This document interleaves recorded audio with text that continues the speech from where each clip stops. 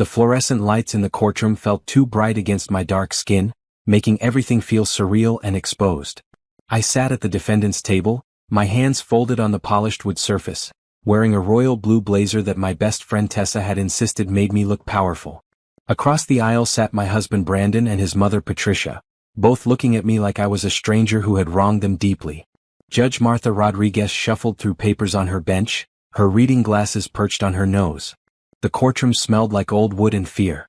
My lawyer, Rebecca Wilson, sat beside me in a crisp green suit, her pen tapping a quiet rhythm against her notepad.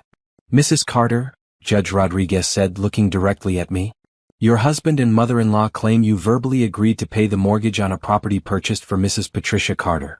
They're suing you for $600,000. That's a substantial amount." My throat felt dry. $600,000. My entire savings. Money I had worked for since I was 16 years old, scrimping and saving every penny while Brandon spent freely. The judge turned to Brandon. "Mr. Carter, I have one question before we proceed further." She leaned forward slightly. "On the property deed for 428 Maple Grove Avenue, whose name appears as the primary owner?" Brandon shifted in his seat. His lawyer whispered something to him. The silence stretched too long. "Mr. Carter?" the judge prompted. "My mother's name," Brandon said finally. "And the secondary owner?" Another pause. Brandon's face reddened. "Mine, Your Honor." Judge Rodriguez removed her glasses. "Not your wife's name. Just yours and your mother's. Yet you claim she verbally agreed to pay the mortgage on a property she has no legal ownership of." I watched Brandon's confident expression crack just slightly. But this moment, this courtroom confrontation, this wasn't where my nightmare began. It started 3 months earlier, on what should have been an ordinary Tuesday evening. 3 months earlier, I arrived home from my job as a financial analyst at Parker & Associates around 6:30. The smell of takeout Chinese food filled our apartment. Brandon sat at our small dining table, still in his real estate agent polo shirt, a stack of papers in front of him. "Hey babe," he said, smiling that charming smile that had first attracted me 8 years ago. "Got your favorite Kung Pao chicken?" I dropped my purse on the counter, suspicious. Brandon rarely picked up dinner without being asked. "What's the occasion? Can't a husband surprise his wife?" He gestured to the chair across from him. "Sit down. I want to talk to you about something." I sat, noticing the papers were legal documents. Mortgage papers specifically. Brandon slid them across the table. "You know how my mom has been struggling with rent, right? Her landlord keeps raising prices and she's on a fixed income." I knew this conversation. We'd had versions of it for years. Patricia constantly complained about money despite the fact that Brandon sent her cash regularly from our joint account. "I found her a beautiful house," Brandon continued, his enthusiasm building. 3 bedrooms, 2 baths in a quiet neighborhood. Perfect for her. "That's nice," I said carefully, opening the takeout container. "How much is she putting down?" "Well, that's the thing." Brandon leaned back, crossing his arms. "I helped her with the down payment. Used some of our savings from the joint account." My chopsticks froze halfway to my mouth. "How much?" $50,000. $50,000. Gone. Without discussion. "Brandon, that was money we'd been saving for." "For what?" "We've been married 7 years, Naomi. We don't have kids. What are we saving for?" His tone shifted, becoming harder. "My mother needs this. She raised me by herself. She sacrificed everything for me." I put down my chopsticks, my appetite vanishing. "So you bought your mother a house?" "Yes. And the mortgage payments are $3,200 a month." The number hung in the air between us. "You make good money, Naomi.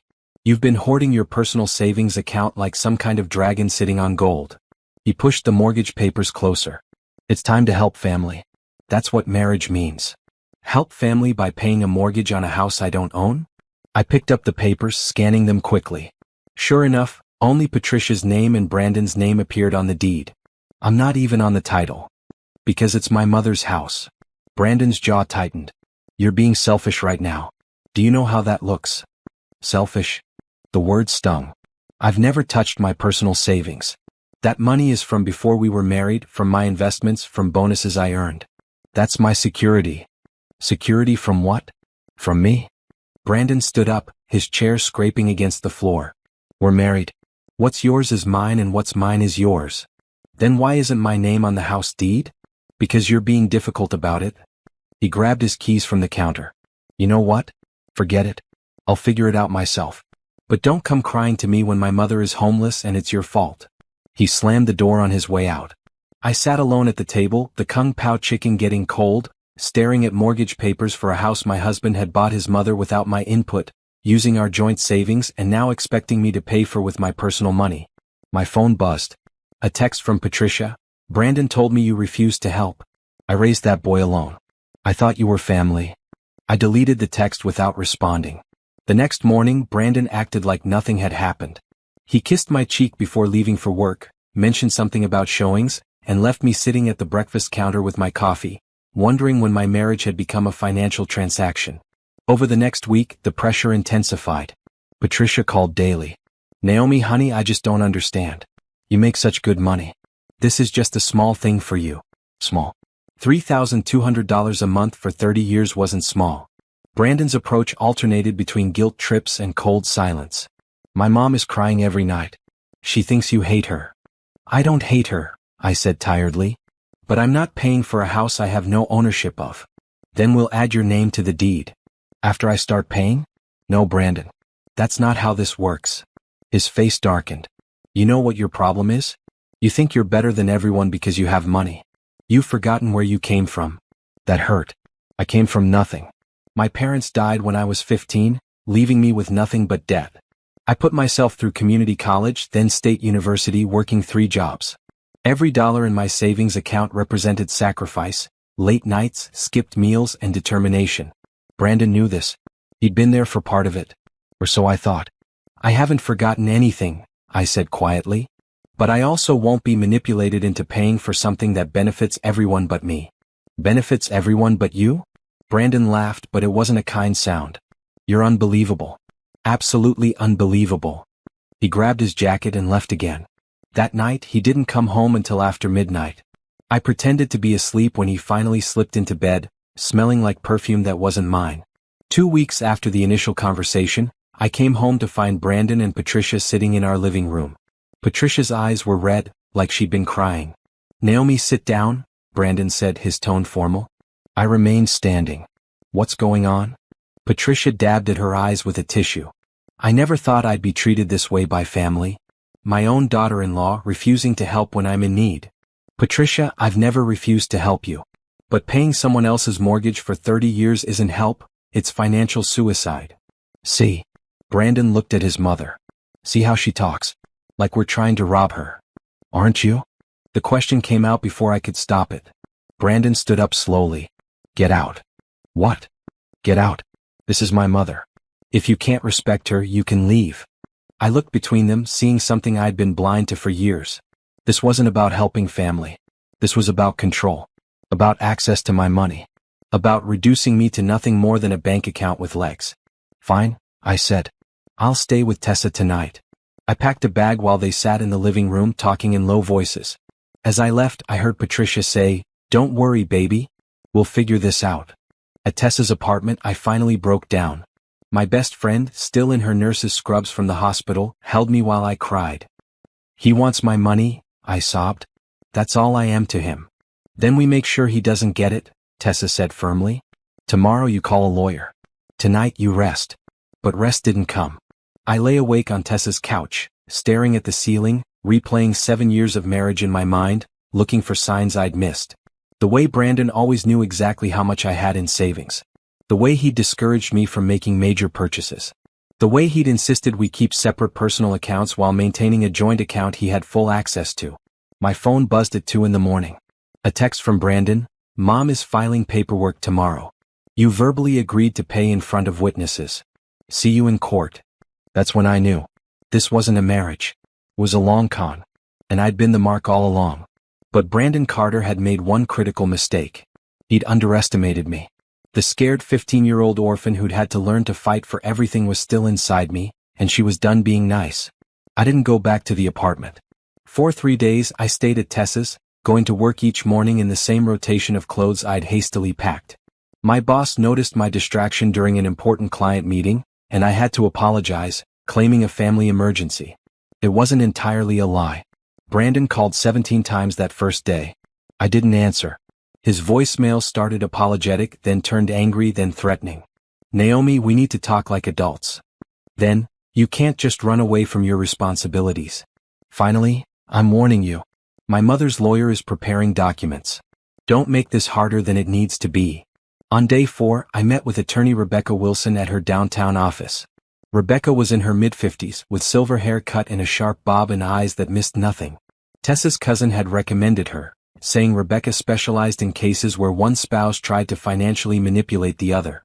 Rebecca's office was on the 15th floor, with windows overlooking the city. She sat across from me, a legal pad in front of her, listening without interruption as I explained everything. Let me make sure I understand, Rebecca said when I finished. Your husband purchased a property for his mother using funds from your joint account, without your knowledge or consent. Now he wants you to pay the mortgage using your separate personal savings, on a property where you have no ownership stake. Yes. And he's threatening legal action based on a verbal agreement he claims you made. I never agreed to anything. Rebecca made a note. Who are these witnesses he mentioned? I have no idea. I never discussed this with anyone except Brandon and Patricia. Naomi, I'm going to ask you something important, and I need you to be completely honest. Rebecca set down her pen and looked at me directly.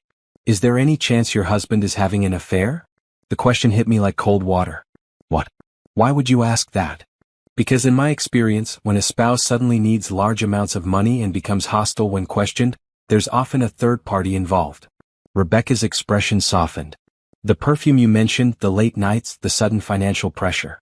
These are patterns. I thought about Brandon's behavior over the past 6 months. The distance. The way he'd started spending more time at work. How he'd become protective of his phone, always keeping it face down, taking calls in another room. I don't know, I admitted. Maybe. We should find out. If there's another woman, and if community funds are being used to support her, that changes everything legally. Rebecca opened a drawer and pulled out a business card. This is Detective James Mitchell. He's a private investigator I've worked with before. He's discreet and thorough. I took the card, feeling the weight of what this meant. Hiring a private investigator felt like giving up on my marriage, like admitting something I wasn't ready to face. You don't have to decide right now, Rebecca said gently. But Naomi, protection of your assets is my primary concern. We need to move quickly. First thing Monday morning, I'm going to file for a temporary restraining order on your joint accounts. Brandon won't be able to withdraw anything without both signatures. Won't that make him angrier? Probably. But it will also prevent him from draining your accounts before we can sort this out. Rebecca stood, signaling the end of our meeting. Go home. If Brandon is there, stay calm. Don't engage with accusations. And document everything. Every text, every voicemail, every conversation. I left Rebecca's office feeling both stronger and more frightened. The elevator ride down felt endless. When I reached the parking garage, my hands shook so badly I could barely get my key in the car door. My phone rang. Not Brandon this time. Patricia. Against my better judgment, I answered. Hello. Naomi. Patricia's voice was cold. I think it's time you and I had a conversation, woman to woman. What do you want, Patricia? I want you to stop being selfish and help your family. Brandon is my only child. Everything I did for him. And now he's married to someone who cares more about money than people. That's not fair. Fair? Patricia laughed. You want to talk about fair? I raised that boy in a 1-bedroom apartment. I worked 2 jobs so he could have new shoes for school. I gave up everything. And now, when I finally need something, his own wife won't help. Patricia, Brandon used $50,000 of joint money without asking me. Now he wants me to pay a 30-year mortgage on a house I have no ownership of. How is that fair to me? Because that's what family does. Patricia's voice rose. But I guess you wouldn't know about that, would you? With your parents dead and no one to teach you what loyalty means. The words struck deep. I closed my eyes, breathing through the pain. Don't bring my parents into this. Then act like you were raised right. My lawyer already has 3 witnesses who will testify that you agreed to pay. We're filing papers Monday morning. You can make this easy or you can make it hard. But either way, you're going to fulfill your obligation. I have no obligation to you. See you in court, Naomi. Patricia hung up. I sat in my car shaking. 3 witnesses? Who could possibly testify to an agreement I'd never made? When I finally drove back to Tessa's apartment, she took one look at my face and pulled me inside. What happened? I told her everything. About Rebecca, about Patricia's call, about the supposed witnesses. They're bluffing, Tessa said firmly. They have to be. But what if they're not? What if Brandon has been planning this for longer than I thought? Tessa grabbed her laptop. Then we figure out what he's been doing. Do you have access to your joint account online? I did. I logged in while Tessa looked over my shoulder. The transaction history told a story I hadn't been paying attention to. Regular transfers to Patricia, yes, but also cash withdrawals. Large ones. $2,000 here, $3,000 there, always on Fridays. That's a lot of cash, Tessa murmured. What's he doing with it? I scrolled further back looking for patterns. 6 months ago the withdrawal started. Before that, Brandon's spending had been normal. Then suddenly everything changed. Look at this. I pointed to a charge. Riverside Inn. That's the expensive hotel downtown. Tessa clicked on the transaction. He charged $450 to a hotel 15 minutes from your apartment. Naomi, nobody books a hotel that close to home unless they're meeting someone. The realization settled over me like ice. He's having an affair. And spending your joint money on her. Tessa sat back. That son of a... My phone buzzed. A text from Brandon. Are you coming home tonight or are you planning to abandon our marriage completely? I stared at the message, anger replacing the hurt. He was having an affair, stealing from our joint account, pressuring me to pay his mother's mortgage, and somehow making me feel like the bad person. I typed back, I'll be home tomorrow to get more of my things. His response came immediately, good. We need to talk. Bring your checkbook. I showed Tessa the message. She snorted. The audacity. Are you seriously going back there? I need my documents. My birth certificate, my investment papers, everything important. I made a decision. And I'm hiring that private investigator. Rebecca was right. I need to know exactly what Brandon's been doing. I'm coming with you tomorrow, Tessa said. You're not facing him alone. That night I called Detective James Mitchell. He answered on the third ring, his voice professional but warm. Miss Carter, Rebecca Wilson mentioned you might call. Why don't you tell me what's going on? I explained everything. Again. The house, the money, the affair I suspected but couldn't prove. I can help with that, Detective Mitchell said. I'll need photos of your husband, his work address, any information you have about his schedule. I'll follow him for a week, document everything. My rate is $150 an hour plus expenses. It was expensive but necessary.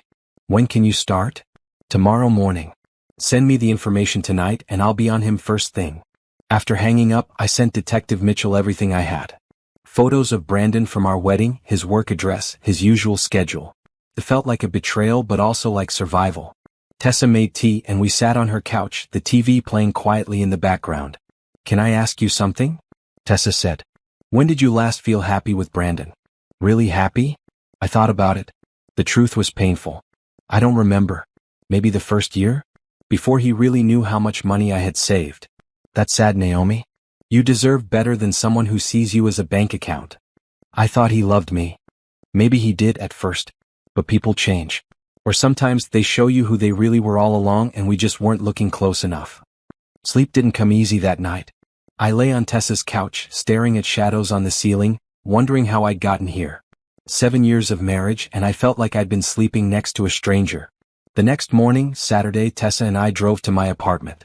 My apartment. That's how I'd started thinking of it. Not ours. Why? Because Brandon had turned our partnership into something transactional. His car was in the parking lot. I took a deep breath before using my key. Brandon sat at the kitchen table, coffee in hand, looking like he hadn't slept much either. But instead of concern or love, his expression held calculation.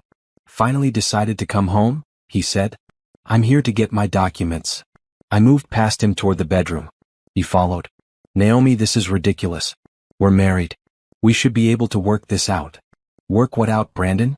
You used our joint money without permission. You want me to pay for a house I don't own. What exactly are we working out? My mother needs help. Is that so hard to understand? I opened the closet, pulling out the fireproof box where I kept important papers. Your mother has money. I've seen her bank statements when she's left them lying around. She could pay her own mortgage. That's her retirement fund. She can't touch that. But I'm supposed to drain my savings? I turned to face him. Why, Brandon? Why is my financial security worth less than hers? Because you're young. You can rebuild. And so can she. Brandon's face reddened. You're being selfish. And you're being a liar.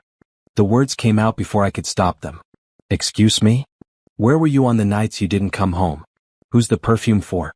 What are you spending cash on every Friday? Brandon's expression changed. Not guilt. Anger at being caught. You're spying on me now? I'm looking at our joint account, which I have every right to do. Get out. Brandon's voice went low and dangerous. I'm getting out. I'm taking my documents and I'm leaving. I grabbed the fireproof box along with a few more items of clothing. Tessa appeared in the doorway. Ready to go? Brandon looked between us. So you're turning my wife against me now, Tessa? Nobody had to turn Naomi against you, Tessa said calmly. You did that yourself. We left. In the car, my hands shook so badly I had to rest them on my lap. You did good, Tessa said. You stood up for yourself. But it didn't feel good. It felt like everything I'd built was crumbling, and I was helpless to stop it. My phone rang. Rebecca Wilson. Naomi, we have a problem. Brandon's lawyer just contacted me. They're filing a lawsuit Monday morning. The amount is $600,000. My entire savings. They wanted everything. Can they do that? They can file. Whether they'll win is another story. But Naomi, you need to prepare yourself. This is going to get ugly. I stared out the window as Tessa drove, watching my city pass by, and wondered if I'd ever feel safe again. Monday morning arrived too quickly. I sat at my desk at Parker & Associates, trying to focus on a client's investment portfolio, but the numbers blurred together. My phone sat face up beside my computer, waiting for the inevitable. At 10:47 a.m. it came. An email from Rebecca Wilson with the subject line, "Lawsuit filed." I opened the attachment with trembling hands. The document was 23 pages long. Carter and Carter versus Naomi Marie Carter. The plaintiffs claimed I had verbally agreed, in the presence of multiple witnesses, to assume responsibility for the mortgage payments on 428 Maple Grove Avenue. They claimed financial damages of $600,000, representing the full remaining balance of the 30-year mortgage. My chest tightened. I couldn't breathe properly. The office suddenly felt too small, too bright, too full of people who had no idea my entire life was imploding. Naomi? My colleague, Gerard, appeared beside my desk. You okay? You look pale. I'm fine, I managed. Just need some air. I grabbed my phone and headed to the stairwell, the one place in the building that was usually empty. On the 10th floor landing I called Rebecca. I got the documents, I said without preamble. Who are these witnesses they're claiming? Rebecca's voice was calm, professional. Your sister-in-law Diane Carter. Brandon's business partner, Robert Green. And a neighbor from your apartment building, Harold Price. I've never even met Brandon's sister. My voice rose. She lives in California. We've exchanged maybe 3 words at his mother's birthday party 2 years ago. And the business partner? Robert? He came to our apartment once for dinner like 5 months ago. We talked about sports and weather. That's it. What about Harold Price? I thought hard. The old man in 4B? Brandon chats with him sometimes in the parking lot. I've said hello in passing, but that's all. So none of these people were present during any conversation about the mortgage? No. Because there was no conversation. I never agreed to anything. Rebecca was quiet for a moment. Naomi, they're either lying or Brandon convinced them you agreed to something you didn't. Either way, it's their word against yours unless we can prove otherwise. How do we do that? Detective Mitchell is working on it. He's been following Brandon since Saturday. In the meantime, I need you to write down everything you remember. Every conversation about the house, the dates, the times, exactly what was said. We need to build a timeline. Okay, I can do that. One more thing. Do not, under any circumstances, talk to Brandon, Patricia, or any of these witnesses. If they contact you, document it, but don't engage. Everything they say can and will be used to twist your words.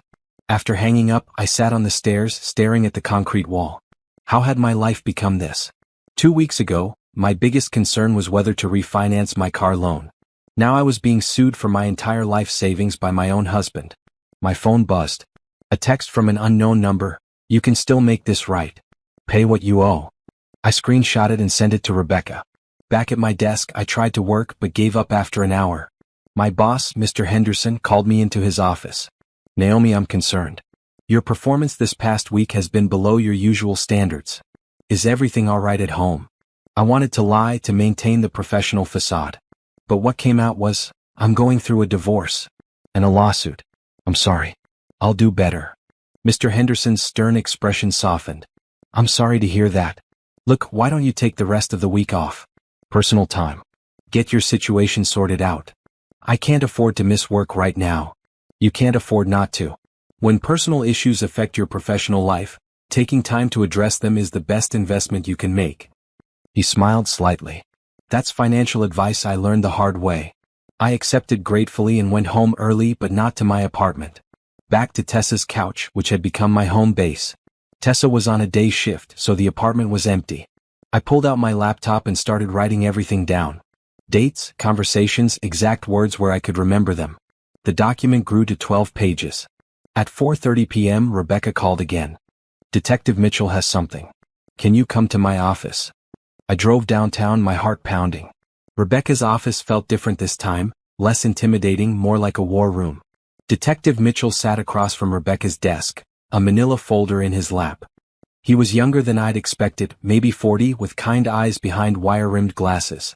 Miss Carter. He shook my hand. I've been following your husband since Saturday morning. Would you like to see what I found? He opened the folder. Inside were photographs. Brandon's car parked outside a modern townhouse in the suburbs. Brandon walking into that same townhouse with a woman, his arm around her waist. The woman was tall, had long dark hair, and wore a red dress that looked expensive. Who is she? I asked, though I already knew the answer. Her name is Simone Reed. She works at the same real estate agency as your husband. They've been colleagues for about a year. More photos. Brandon and Simone at a restaurant, holding hands across the table. Brandon and Simone leaving her townhouse together Sunday morning, looking disheveled and happy. The townhouse is registered to her, Detective Mitchell continued. But I checked the purchase records. It was bought 8 months ago. The down payment was $75,000 cash. Rebecca leaned forward. Cash from where? That's what's interesting. I pulled financial records, as much as I legally could access. Brandon made several large cash withdrawals from his joint account with Naomi around that time, totaling about $80,000 over 3 months. I felt sick. He used our money to buy his mistress a house? It appears so. And there's more. Detective Mitchell pulled out another document. The house Brandon bought for his mother? The real estate agent who handled that sale was Simone Reed. Everything clicked into place. She inflated the price. Most likely. The house is worth about $320,000 based on comparable properties in the area. Brandon paid $480,000. The difference went somewhere. To Simone, Rebecca said, as a kickback for the inflated sale. Can we prove that? I asked.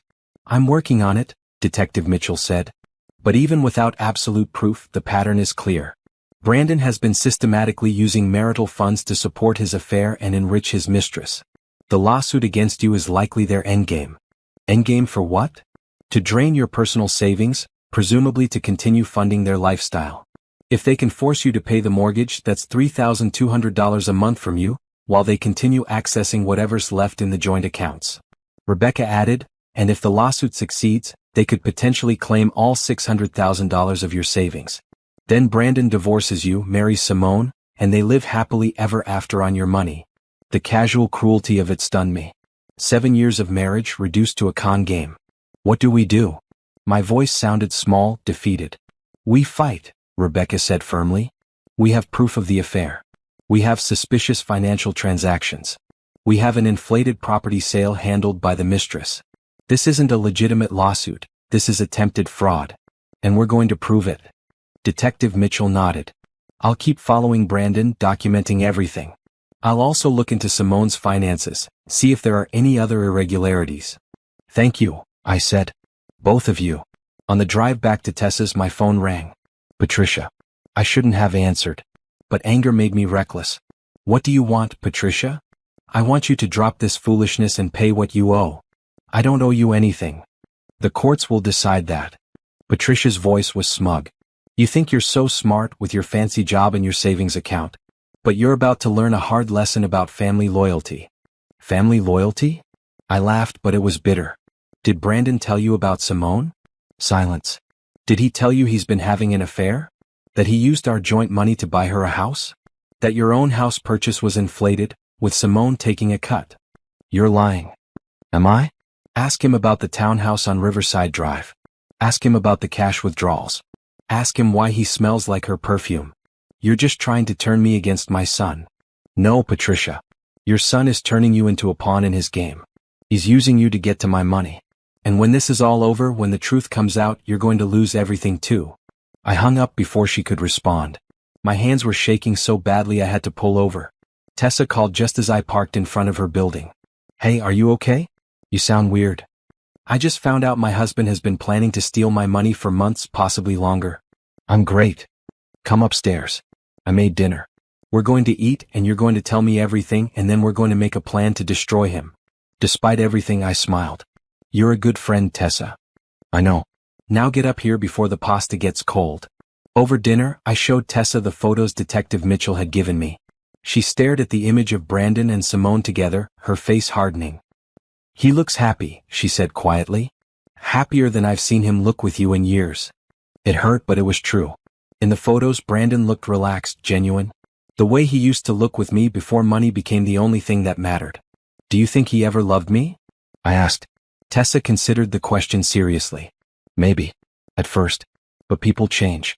Or maybe he always saw you as a means to an end, and you were just too in love to notice. That makes me sound stupid. It makes you human. Love makes us blind sometimes. That's not a character flaw, Naomi. That's just being vulnerable with the wrong person. That night, lying on the couch, I checked my bank accounts obsessively. My personal savings was still intact, thank God. The joint account had been frozen per Rebecca's motion. Brandon couldn't access it without both our signatures now. My phone buzzed at 1 a.m.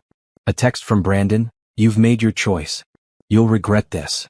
I screenshot it and sent it to Rebecca, then blocked Brandon's number. Then I blocked Patricia's number too. Tomorrow, Rebecca said, we'd start preparing our defense in earnest. We had evidence now. We had proof of the affair, the suspicious transactions, the inflated house purchase. But would it be enough? I fell asleep wondering if truth actually mattered in court, or if money and good lawyers could twist anything into any shape they wanted. Rebecca's conference room became my second home over the next 2 weeks. We met every other day building the case brick by brick. Rebecca's paralegal, a sharp woman named Monica who wore maroon power suits, helped compile financial records that painted a damning picture of Brandon's behavior. Look at this pattern, Monica said, spreading bank statements across the conference table. Every Friday for 6 months, Brandon withdrew between $2,000 and $3,000 in cash. That's roughly $60,000 total. Then suddenly the withdrawal stopped about 3 weeks ago. Right after I refused to pay the mortgage, I noted. He ran out of easy money. Rebecca circled dates on a calendar. And here's where it gets interesting. The cash withdrawals correlate directly with charges on Simone Reed's credit cards. Detective Mitchell pulled her financial records legally through subpoena. She's buying designer clothes, expensive dinners, a new car. All within days of Brandon's cash withdrawals. So he's literally handing her cash and she's spending it immediately. Exactly. And get this. Rebecca pulled out another document. Simone Reed filed her taxes last year claiming income of $67,000 from her real estate commissions. But her spending patterns suggest she's living on at least twice that amount. The difference has to be coming from somewhere. From Brandon. From our joint account. From my money. Monica nodded. We can demonstrate a clear pattern of marital asset dissipation. That alone could get the lawsuit dismissed and potentially result in Brandon owing you reimbursement. What about the witnesses? I asked. The ones claiming I verbally agreed to pay the mortgage. Rebecca's expression hardened. That's where Detective Mitchell's continued surveillance becomes critical. He's been watching all 3 of them. As if on cue, Detective Mitchell arrived, carrying his ever-present manila folder. He looked tired but satisfied. Good news and better news, he announced, settling into a chair. The good news is that Robert Green, Brandon's business partner, has a gambling problem. Turns out Brandon paid off $15,000 in gambling debts for him about a month ago. In exchange, Robert agreed to testify that he heard you promise to pay the mortgage. That's good news? I asked. It is when we can prove it. I have photographs of Robert at the Riverside Casino racking up debts. I have bank records showing Brandon's payment. And I have a witness who'll testify that Robert bragged about Brandon helping him out in exchange for a small favor. Rebecca smiled. A purchased witness. That destroys his credibility entirely. What's the better news? I asked. Detective Mitchell grinned. Brandon's sister, Diane Carter, the one who supposedly witnessed this verbal agreement? She was in California during the entire time period in question. I have plane records, credit card statements showing purchases in San Diego, and social media posts with location tags. She couldn't have witnessed anything because she was 2,000 miles away. I felt something loosening in my chest. Hope maybe. So 2 of the 3 witnesses are lying. Which leaves Harold Price your neighbor, Rebecca said. What did you find on him? Detective Mitchell's grin faded slightly. That's more complicated. Harold Price is a 72-year-old retiree. Clean record, no obvious financial issues. But I did find something interesting. He's close friends with Patricia Carter. Very close. They attend the same church, they have lunch together twice a week, and she's been helping him with his own financial issues. So Patricia got to him, I said. Most likely. She probably convinced him you'd be fine, that this was just a family matter, and his testimony would help a woman in need. Harold seems like a genuinely good person who got manipulated. Can we prove that? Rebecca asked. I can prove the relationship between Harold and Patricia. Whether that's enough to discredit his testimony depends on how he performs on the stand. If he's clearly uncomfortable lying, the judge will notice. Rebecca made notes on her legal pad. Okay. So our defense strategy is multi-pronged. 1. We demonstrate the affair and the financial dissipation of marital assets. 2. We prove 2 of the 3 witnesses are either lying or couldn't have witnessed what they claim. 3. We attack the credibility of the house purchase itself, showing the inflated price and Simone's involvement. And 4. We establish that Naomi never had ownership stake in the property, so no verbal agreement would even be legally binding. What about Patricia? I asked. She's listed as a plaintiff too. Patricia's involvement is interesting, Rebecca said. Legally, she has standing to sue because she's the homeowner. But the more we can show that she's complicit in Brandon's scheme, the weaker her case becomes. If she knew about the affair, knew about the inflated house price, and is actively participating in an attempt to defraud you, the judge will not be sympathetic. Monica pulled out a timeline chart. I've been building a comprehensive timeline of events. May I walk through it? We all nodded. 8 months ago, Brandon and Simone begin their affair. We have text messages Detective Mitchell recovered showing flirtation starting around this time. 7 months ago, Brandon begins making large cash withdrawals. 6 months ago, Simone purchases her townhouse, using in $75,000 cash down payment. 5 months ago, Simone handles the sale of Patricia's house, inflating the price significantly. 4 months ago, Brandon increases cash withdrawals. 3 months ago, the mortgage payments on Patricia's house begin. 3 weeks ago, Brandon presents Naomi with the mortgage documents and demands she pay. 2 weeks ago, when Naomi refuses, Brandon and Patricia file the lawsuit. The timeline made it clear. This wasn't a spontaneous family crisis. This was a calculated plan, executed over months, designed to extract as much money from me as possible. They planned this, I said slowly. The whole thing. The affair, the house, the lawsuit. It was all planned. It certainly looks that way, Rebecca agreed. Which actually works in our favor. Premeditation shows intent to defraud.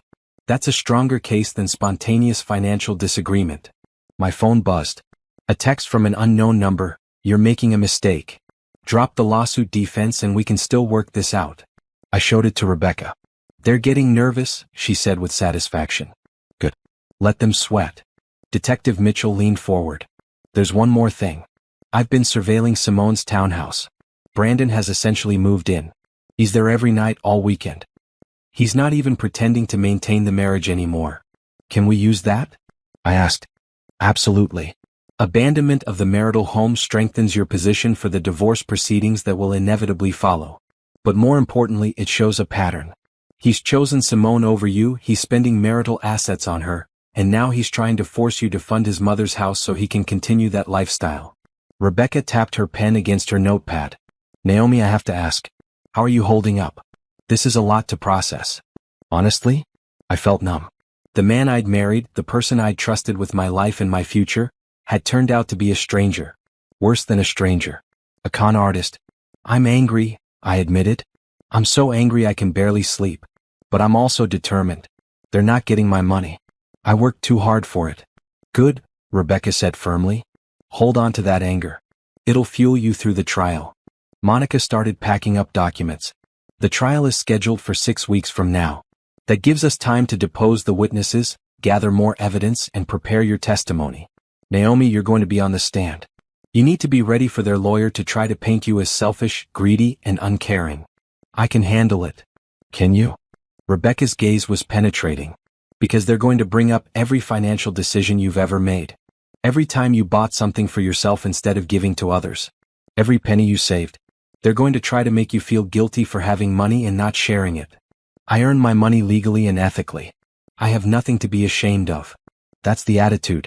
Hold on to it. After the meeting, I sat in my car in the parking garage, staring at the steering wheel. My phone showed 17 missed calls from blocked numbers. I didn't need caller ID to know it was Brandon, Patricia, or their allies. Tessa called. Hey, how'd the meeting go? Good. We have a solid defense. The witnesses are discredited. The affair is documented. We're going to win.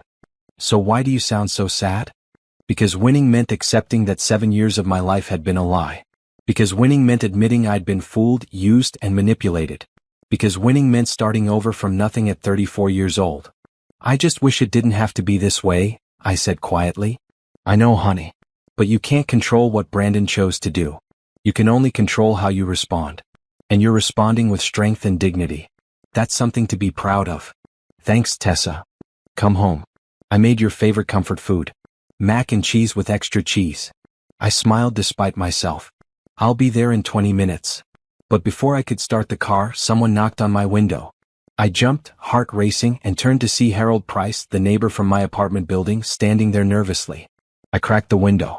Mr. Price. Mrs. Carter, I need to talk to you. Please. Against my better judgment, I rolled the window down fully. What do you want? Harold looked uncomfortable, shifting from foot to foot. I wanted to apologize. Patricia, she told me you'd agreed to help her with the house. She said you were just being stubborn, that you'd come around eventually, and my testimony would help smooth things over. I didn't know. Didn't know what? That you'd never agreed to anything. That Brandon was... He trailed off. I saw him with that woman, Simone, at the grocery store last week. The way he looked at her. And I realized Patricia had lied to me. So you're recanting your testimony? I don't want to lie under oath. I'm a Christian man. I can't do that. Harold pulled an envelope from his jacket. This is a letter explaining that I was misled. That I never actually heard you agree to anything. I'm giving it to my lawyer tomorrow. I took the envelope, hardly daring to believe it. Why are you telling me this? Because it's the right thing to do. And because... He hesitated. Because I have a daughter your age. If someone did this to her, I'd want someone to stand up for her. Tears pricked my eyes. Thank you, Mr. Price. You have no idea what this means. I'm sorry for my part in this. I hope you can forgive an old fool. There's nothing to forgive. You were lied to just like I was. Harold nodded and walked away, his shoulders bent. I sat in my car holding the envelope, and for the first time in weeks I felt like maybe, just maybe, justice was possible. I called Rebecca immediately. She answered on the first ring. Rebecca, Harold Price just recanted his testimony. Silence. Then, say that again. Harold Price. He just gave me a letter explaining that Patricia misled him. He's telling his lawyer tomorrow that he can't testify because he never actually heard me agree to anything. Naomi, that's huge. With Robert Greene's testimony bought and paid for, Diane Carter proven to be out of state, and now Harold Price recanting, they have no witnesses. None. Their entire case just collapsed. I leaned my head back against the seat. Does this mean we win? It means we're very likely to win. But we still need to prove the fraud, the affair, and the financial manipulation. We're not stopping our investigation. We're going to make sure Brandon and Patricia face consequences for this. Good. After hanging up, I texted Tessa, big news. Tell you when I get there. Make extra mac and cheese. As I drove toward Tessa's apartment, toward my temporary home, toward my uncertain future, I felt something I hadn't felt in months. Power. Control. Hope. Brandon had tried to break me, to reduce me to nothing more than a source of money. But I was still standing. And I was going to make sure he regretted ever underestimating me. The next 3 weeks moved in a blur of legal motions, document requests, and depositions. Rebecca filed for full discovery of Brandon and Patricia's financial records, phone records, and communications. Their lawyer, a slick man named Thomas Whitmore who wore expensive suits and talked in circles, tried to block every request. Your Honor, this is a simple breach of verbal contract case, Whitmore argued during a pretrial hearing. The plaintiff's financial records beyond the property in question are irrelevant. Rebecca stood, her green blazer catching the courtroom light. Your Honor, when the defendant is accused of owing $600,000 based on a verbal agreement with no documentation, the plaintiff's credibility is absolutely relevant. If the plaintiffs are shown to have engaged in financial impropriety, fraud, or manipulation, it directly impacts whether the court should believe their testimony about this alleged verbal agreement. Judge Rodriguez, the same judge who would oversee the trial, looked over her glasses at Whitmore. I agree with the defendant's counsel. Discovery is granted. Both parties will provide full financial disclosure within 2 weeks. Whitmore's face reddened, but he nodded stiffly. After the hearing, Rebecca and I met with Detective Mitchell at a coffee shop near the courthouse.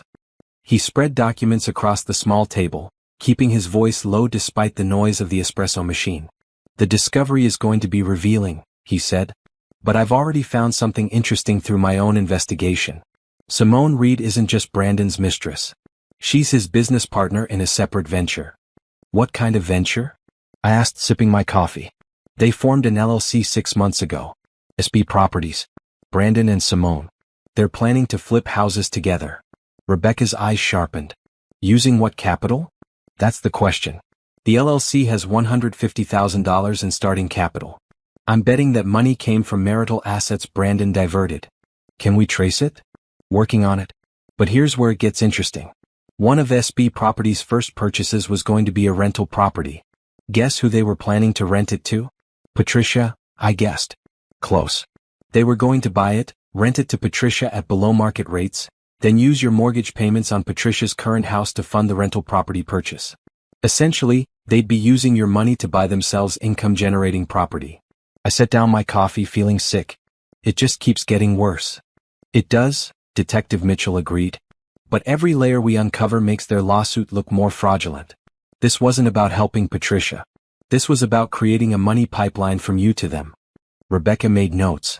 We need to include this in our discovery requests. The LLC formation, the business plan, everything. Thomas Whitmore is going to fight it, but the judge will see the relevance. Over the next week, documents flooded in. Bank statements, credit card records, phone logs, text messages. Monica created a massive spreadsheet tracking every dollar, every call, every message that seemed relevant. This is incredible, she said, her fingers flying over her keyboard. Brandon was sloppy. He didn't even try to hide most of it. I looked over her shoulder at the spreadsheet. Red highlighted cells marked suspicious transactions. There were dozens of them. He didn't think I'd fight back, I realized. He thought I'd just pay. He underestimated you, Rebecca said. People like Brandon always do. They assume money equals power, and since they're trying to take your money, you must be powerless. They're about to learn different. The deposition started. First up was Robert Green, Brandon's business partner. Rebecca scheduled his deposition at her office, and I sat in the corner, watching as she systematically dismantled him. Mr. Green, you stated in your affidavit that you were present when Naomi Carter verbally agreed to pay the mortgage on Patricia Carter's house. Is that correct? Robert, a heavy-set man in his 40s, nodded. Yes. I was at their apartment for dinner. What date was this? I don't remember exactly. Maybe 5 months ago? 5 months ago. Can you describe the conversation? Robert shifted uncomfortably. Brandon and Naomi were talking about his mother needing a house. Naomi said she'd help out.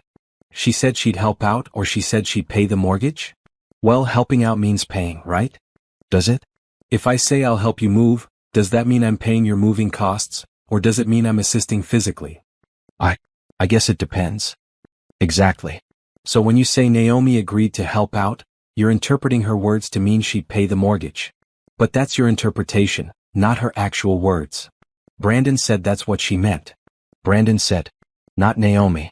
Brandon interpreted her words for you. Robert was sweating now. Look, I'm just trying to help my friend. Your friend who paid off $15,000 in gambling debts for you 6 weeks ago? Robert's face went pale. I don't know what you're talking about. Rebecca slid a bank statement across the table. This is a transfer from Brandon Carter's account to the Riverside Casino, paying your outstanding balance. Would you like to revise your testimony? The deposition fell apart after that. Robert admitted he'd never heard me explicitly agree to anything. He admitted Brandon had asked him to testify as a favor. He admitted the gambling debt payment. You understand that perjury is a crime? Rebecca asked quietly. I didn't commit perjury. I misunderstood. Then you'll be withdrawing your affidavit? Yes. Yes, I'll withdraw it. After Robert left, looking defeated and scared, Rebecca turned to me with satisfaction. That's 2 witnesses down. Next was Diane Carter, Brandon's sister. She appeared via video conference from California, her face pixelated on the screen. Rebecca was brief with her. Miss Carter, you stated you witnessed Naomi Carter agree to pay your mother's mortgage. When did this occur? During Thanksgiving last year. Thanksgiving? So November. You were present at Brandon and Naomi's apartment? Yes. That's interesting because I have your credit card statements showing purchases in San Diego, California on Thanksgiving Day. I have restaurant receipts. I have social media posts with you tagged at a restaurant called the Marine Room in La Jolla. How do you explain being in 2 places at once? Diane's face on the screen went rigid. Maybe it was a different holiday. Which holiday? I don't remember exactly. You don't remember which holiday you allegedly witnessed a conversation about a $600,000 commitment? That seems like something you'd remember clearly. I'm confused about the dates. Or you're lying. Rebecca's voice stayed calm, conversational. Miss Carter, did Brandon ask you to provide this testimony? He said Mom needed help. That's not what I asked. Did Brandon specifically ask you to claim you witnessed this conversation? Long silence. He said Naomi had agreed and I was there, so he told you what to say and you agreed because he's your brother. I'm withdrawing my statement. Diane's voice was barely audible. I don't want to be involved in this anymore. She disconnected before Rebecca could ask more questions. That's 3 witnesses gone, Rebecca said with satisfaction. They have no case. But the biggest deposition was still coming. Brandon himself. When Brandon walked into Rebecca's conference room, flanked by Thomas Whitmore, he looked different. Thinner. Tired. His eyes landed on me and for a moment I saw something that might have been regret. But then his expression hardened.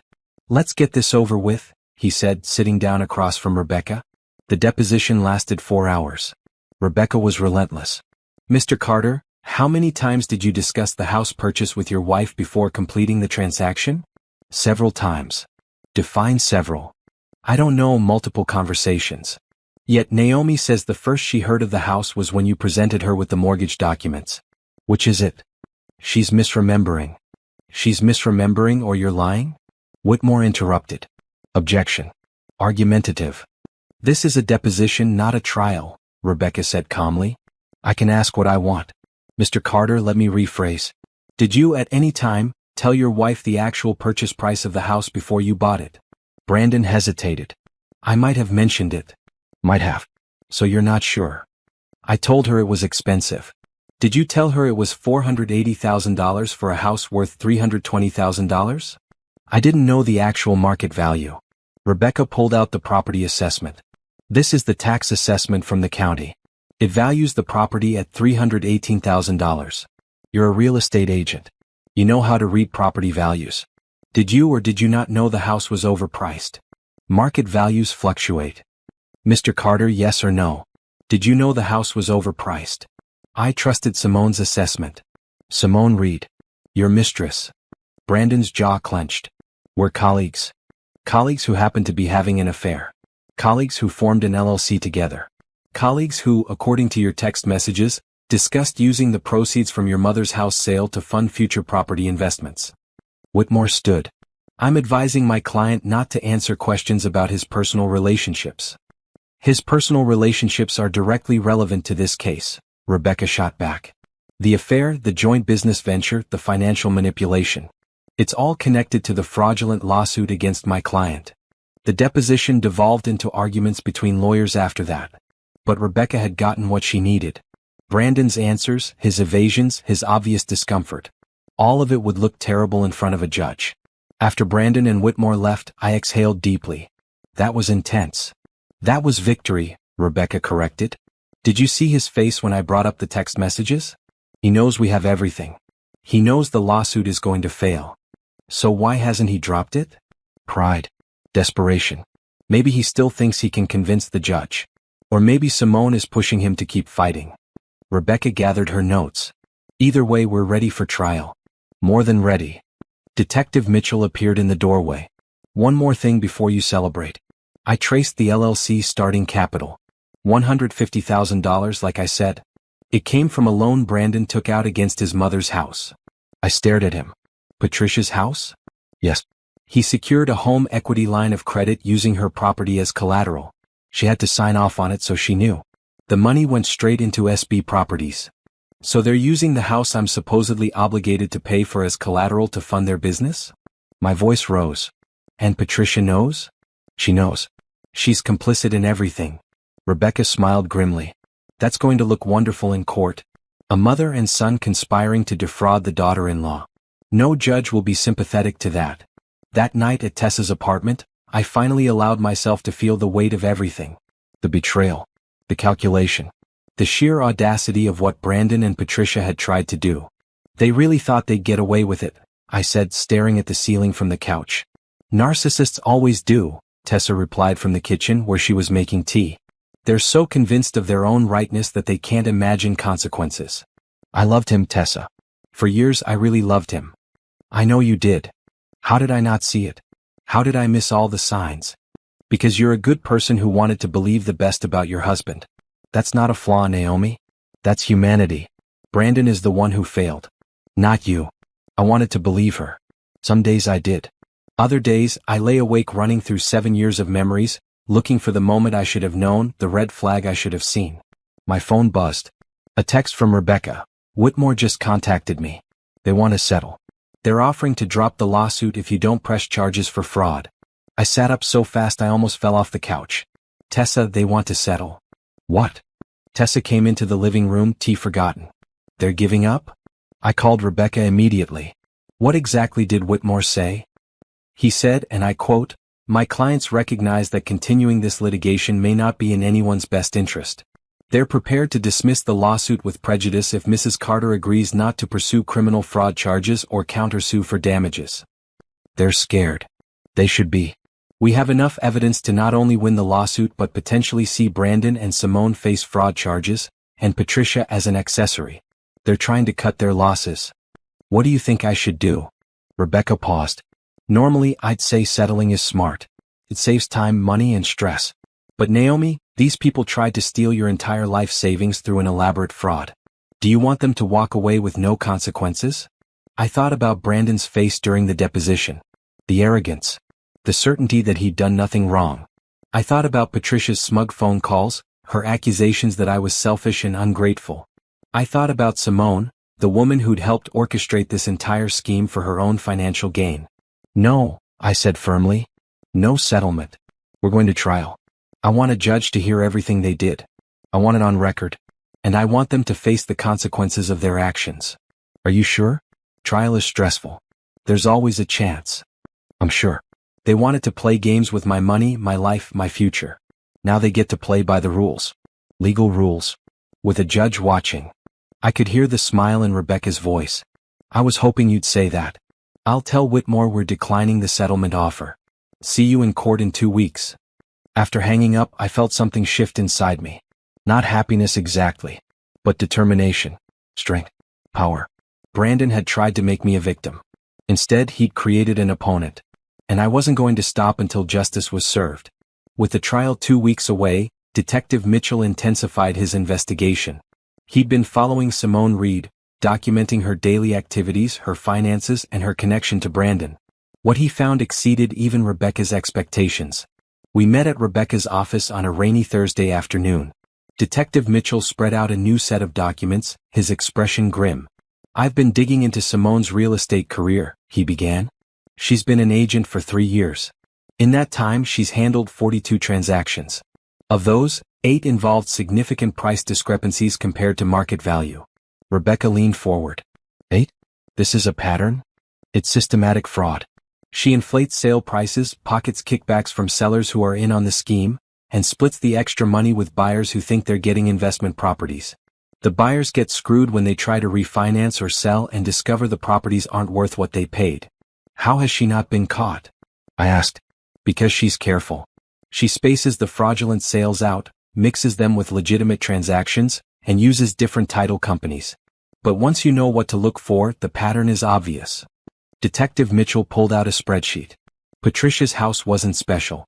It was just another scam in a long line of scams. Monica, Rebecca's paralegal, was already typing furiously. This is huge. If we can prove Simone has a history of this behavior, it shows the house purchase was deliberately fraudulent, not an honest mistake. Can you prove it though? Rebecca asked Detective Mitchell. Do you have documentation? Better. I have a whistleblower. Another agent at their firm, a woman named Grace Liu, who's been suspicious of Simone for months. She's willing to testify that Simone regularly manipulates property values and that the company has received complaints. The company buried them because Simone generates high commissions. I felt a surge of vindication. So this wasn't even about me specifically. I was just the latest mark. Essentially, yes. Though Brandon's involvement adds a personal element. He specifically targeted you because of your savings. Detective Mitchell pulled out printed text messages. These are conversations between Brandon and Simone from 8 months ago, shortly after their affair started. Look at this one. I read the message, my hands shaking. Brandon, Naomi has over $600K saved. She's paranoid about protecting it. Never spends, just hoards. Simone, that's a shame. All that money just sitting there. Brandon, I know. I've tried getting her to invest in properties with me, but she always refuses. Says it's too risky. Simone, maybe there's another way. What if we make her think she has no choice? Brandon, like what? Simone, family emergency. Moral obligation. Something she can't say no to without looking like a terrible person. Brandon, my mom does need a new place. Her landlord is raising rent. Simone, perfect. I can handle the purchase. Make it look legitimate. And once we have access to that money, Brandon, we're set. Mom gets a house, you get your commission plus extra, and I finally tap into that account Naomi guards like Fort Knox. I set down the paper, bile rising in my throat. They planned everything. From the beginning. Yes, Rebecca said quietly. This was a calculated conspiracy to defraud you of your life savings. Brandon and Simone weren't just having an affair. They were partners in crime. Does Patricia know? I asked. Is she part of the conspiracy? Detective Mitchell nodded. I believe so. Look at this message from 2 weeks later. Brandon, talk to Mom about the house plan. She's on board. Says Naomi owes her for all the family dinners she's hosted. Simone, perfect. Make sure Mom plays up the needy angle. Really sell the struggling senior citizen thing. Brandon, oh she will. Mom's a pro at guilt trips. Naomi won't stand a chance. I stood up, pacing the conference room. They sat around planning how to manipulate me. How to steal from me. And I had no idea. Because you trusted them, Tessa said. She'd driven me to the meeting and was sitting quietly in the corner. Because you're a decent person who doesn't expect the people closest to you to be criminals. Rebecca organized the documents into folders. This changes our trial strategy. We're not just defending against a civil lawsuit anymore. We're exposing a criminal conspiracy. The judge needs to see this wasn't a family misunderstanding. This was premeditated fraud involving multiple parties. Can we get them arrested? I asked. Can they actually go to jail for this? Possibly. Once the trial concludes, if the evidence is as damning as we present it, the judge can refer the matter to the district attorney for criminal prosecution. Wire fraud, conspiracy to commit fraud, perjury. There are multiple criminal charges that could apply. Good. Monica looked up from her computer. I've been researching Grace Liu, the whistleblower. She's credible. Been with the real estate firm for 10 years, clean record, no financial issues that would suggest she's been bought. Her testimony about Simone's pattern of fraud will be powerful. Can we get her in court? Rebecca asked. She's already agreed. I have her contact information. She's actually relieved someone is finally investigating Simone. Over the next week, Rebecca prepared our case with military precision. Every document was organized, every witness was prepared, every argument was rehearsed. She made me practice my testimony, asking the same questions different ways, pushing me to stay calm under pressure. The judge needs to see you as credible, composed, and sympathetic, Rebecca explained. You're the victim here, but you need to present as strong, not pathetic. You stood up for yourself, you refused to be manipulated, and you're seeking justice. That's your narrative. What will Whitmore's strategy be? I asked. He'll try to paint you as selfish. He'll emphasize your savings, question why you didn't help family, suggest you're materialistic and cold. He'll make Patricia seem like a sympathetic senior citizen being abandoned by a cruel daughter-in-law. And he'll try to normalize Brandon's behavior, suggesting all marriages have financial disagreements. How do I counter that? By staying calm. By answering honestly. By not getting defensive. When he asks why you didn't help Patricia, you don't say, because she didn't deserve it. You say, because I was never given ownership of the property, never consulted on the purchase, and never agreed to assume financial responsibility for someone else's debt.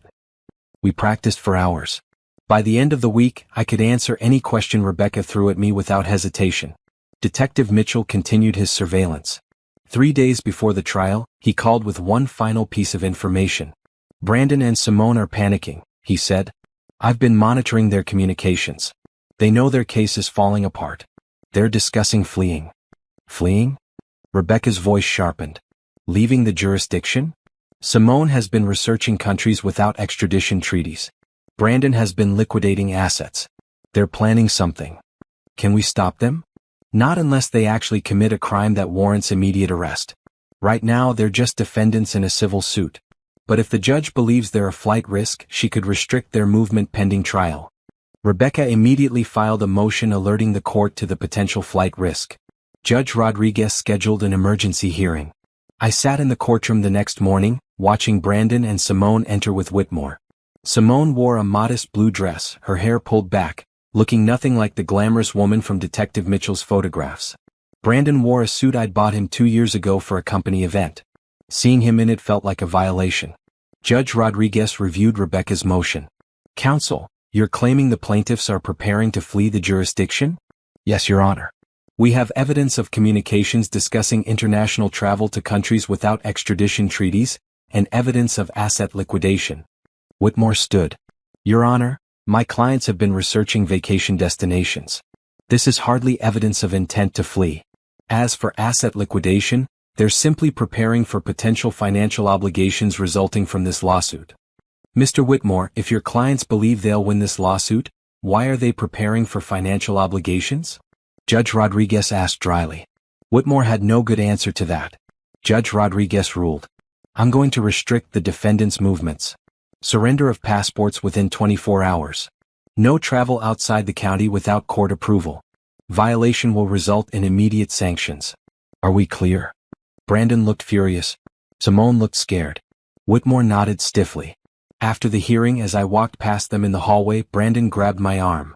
I froze. Naomi, please, he said quietly. We can still fix this. Drop the trial.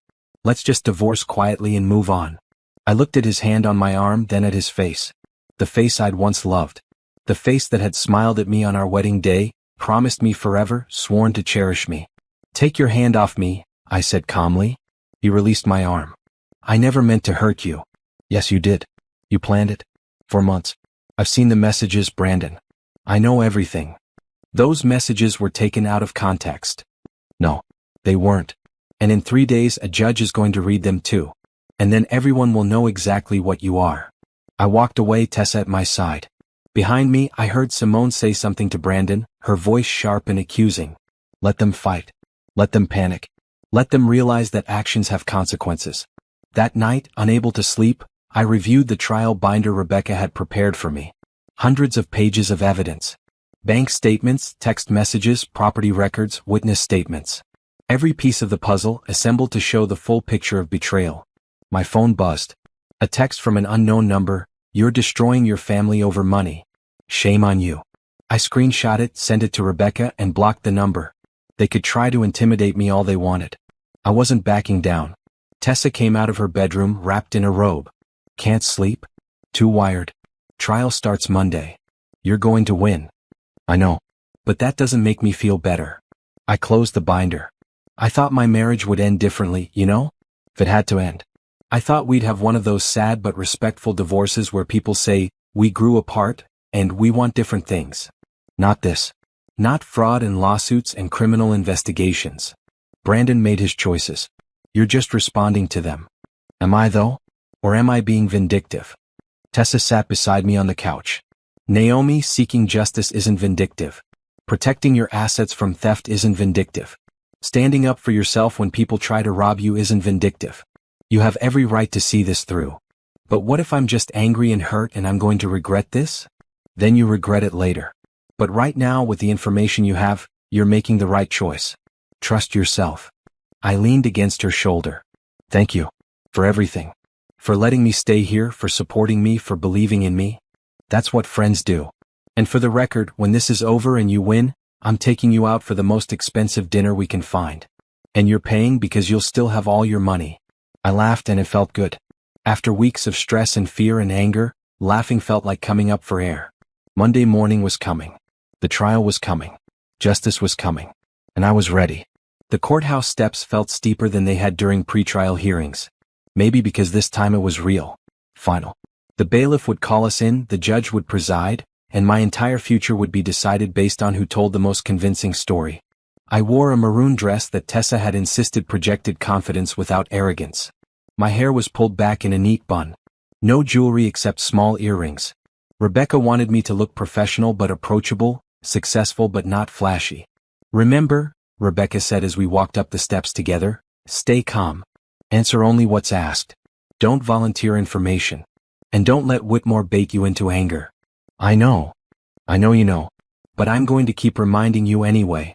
Inside, the courtroom was already filling with people. I recognized the court reporter, setting up her equipment. A few other lawyers with cases scheduled later in the day sat in the back rows, waiting.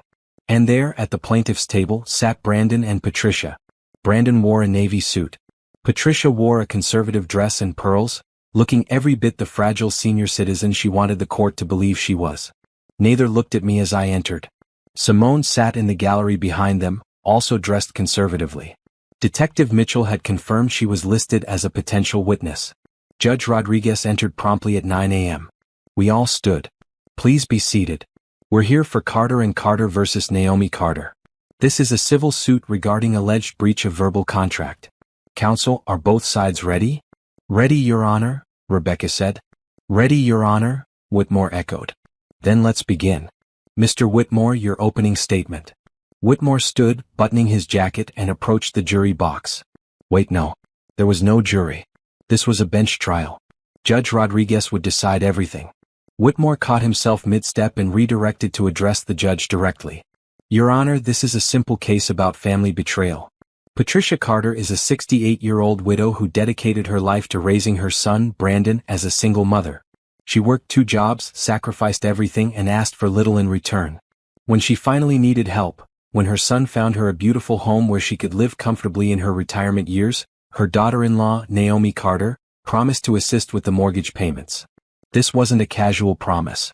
This was a solemn commitment made in front of witnesses, made in the context of family obligation and love. But Naomi Carter has refused to honor that commitment. She has over $600,000 in personal savings, yet she won't spare $3,200 a month to help her elderly mother-in-law. That's what this case is about, Your Honor. Honoring your word and honoring your family. Whitmore sat down.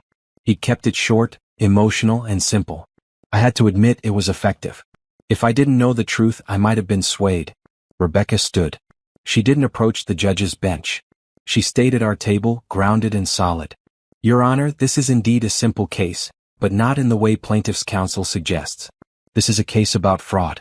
Premeditated, calculated fraud designed to separate Naomi Carter from her life savings. Over the course of this trial, we will prove that the house purchase was fraudulent from the beginning. The price was inflated by more than $160,000 above market value. The real estate agent who handled the sale, Simone Reed, is Brandon Carter's mistress and business partner. Brandon Carter used marital funds without Naomi's knowledge or consent to purchase this property. He then presented her with mortgage documents and demanded she pay, despite the fact that her name does not appear on the property deed. When Naomi refused, Brandon and Patricia Carter fabricated a lawsuit based on witnesses who have either recanted their testimony or have been proven to have committed perjury. This isn't about family obligation, Your Honor. This is about a scheme to steal $600,000 from a woman who worked her entire life to build financial security. And we're going to prove every word of it. Rebecca sat down. Judge Rodriguez made notes, her expression unreadable. Mr. Whitmore, call your first witness. The plaintiff calls Patricia Carter to the stand. Patricia walked to the witness stand slowly as if her joints pained her. She raised her right hand and swore to tell the truth. Whitmore approached gently. Mrs. Carter, can you tell the court about your relationship with your daughter-in-law, Naomi? Well, I thought we had a good relationship, Patricia said, her voice quavering slightly. I welcomed her into our family when she married Brandon. I hosted holiday dinners, tried to make her feel included. She always seemed sweet if a bit reserved about money matters. Can you explain what you mean by reserved about money matters? She was very protective of her savings, which I understood. She'd worked hard for it. But sometimes it felt like money was more important to her than family. I kept my expression neutral, though the accusation stung. Mrs. Carter, can you tell the court about the house purchase? My landlord kept raising my rent. I'm on a fixed income, Social Security, and a small pension. It was getting hard to make ends meet. Brandon, being the wonderful son he is, found me a beautiful house. 3 bedrooms so I'd have space for grandchildren to visit when Brandon and Naomi had them. It was perfect. Did you discuss the house with Naomi before purchasing? Yes. At a family dinner, Brandon, Naomi, and I discussed it. Naomi said she wanted to help. She understood how difficult things were for me. She said she wanted to help. Can you be more specific? She said, Patricia, you deserve a nice home. We'll make sure you get it. Those were her exact words. I understood that to mean they'd help with payments. Did she object to helping with the mortgage at that time? No, not at all. She seemed happy to do it. That's why I'm so shocked by her behavior now. Whitmore nodded sympathetically. How has this situation affected you? Patricia dabbed at her eyes with a tissue. It's been devastating. I'm living in a house I can't afford. The mortgage is more than my entire monthly income. I'm scared I'm going to lose everything. And the worst part is knowing my daughter-in-law, someone I welcomed into my family, is the reason I'm in this position. Thank you, Mrs. Carter. No further questions. Rebecca stood for cross-examination. Her expression was neutral, professional. Mrs. Carter, you testified that you're living in a house you can't afford. Is that correct? Yes. The mortgage is $3,200 a month. And your monthly income is less than that? Yes. My Social Security and pension combined are about $2,400 a month. So you're short $800 every month, not counting utilities, property taxes, insurance, and maintenance. Correct. Yes. That's why I need Naomi's help. Mrs. Carter, did you know the house was overpriced when you purchased it? Patricia hesitated. I trusted my son and the real estate agent. That wasn't my question. Did you personally know that the house was being sold for $480,000 when comparable properties in the neighborhood were selling for $320,000? I'm not a real estate expert. But you were shown the property assessment, weren't you? The county tax assessment that valued the property at $318,000. I might have seen that. You might have seen a document showing the house was worth $160,000 less than you were paying for it, and you still bought it? My son said it was a good investment. Rebecca pulled out a document. This is a home equity line of credit taken out on your property 6 months after purchase. You signed this document. The credit line is for $150,000, and the funds were transferred to an LLC called SB Properties. Did you know Brandon was using your house as collateral for a business loan? Patricia's confident expression faltered. He needed capital for his business. So you knowingly allowed your son to use the house, which you claim you can't afford, as collateral for a risky business venture? He said it would help us both in the long run. Mrs. Carter, at this family dinner where you claim Naomi promised to pay your mortgage, was Simone Reed discussed? I don't know who that is. Really? Simone Reed, the real estate agent who handled your house purchase. You never met her? I met the agent, but I don't remember her name. You don't remember the name of the woman who sold you a house overpriced by $160,000? That seems odd. Whitmore objected. Argumentative. Sustained. Move on, Ms. Wilson. Rebecca nodded. Mrs. Carter, you attend Riverside Community Church, correct? Yes, for 15 years. And you're friendly with Harold Price, one of the original witnesses in this case? Harold is a friend, yes. Did you ask Harold to testify that he heard Naomi agree to pay your mortgage? I told him the truth. That Naomi had agreed and was backing out. But that's not true, is it? Because Naomi never agreed. So you asked your friend to lie for you. I didn't ask him to lie. But he recanted his testimony, Mrs. Carter. He sent a letter to his attorney and to this court stating you misled him. Are you calling him a liar? Patricia's face reddened.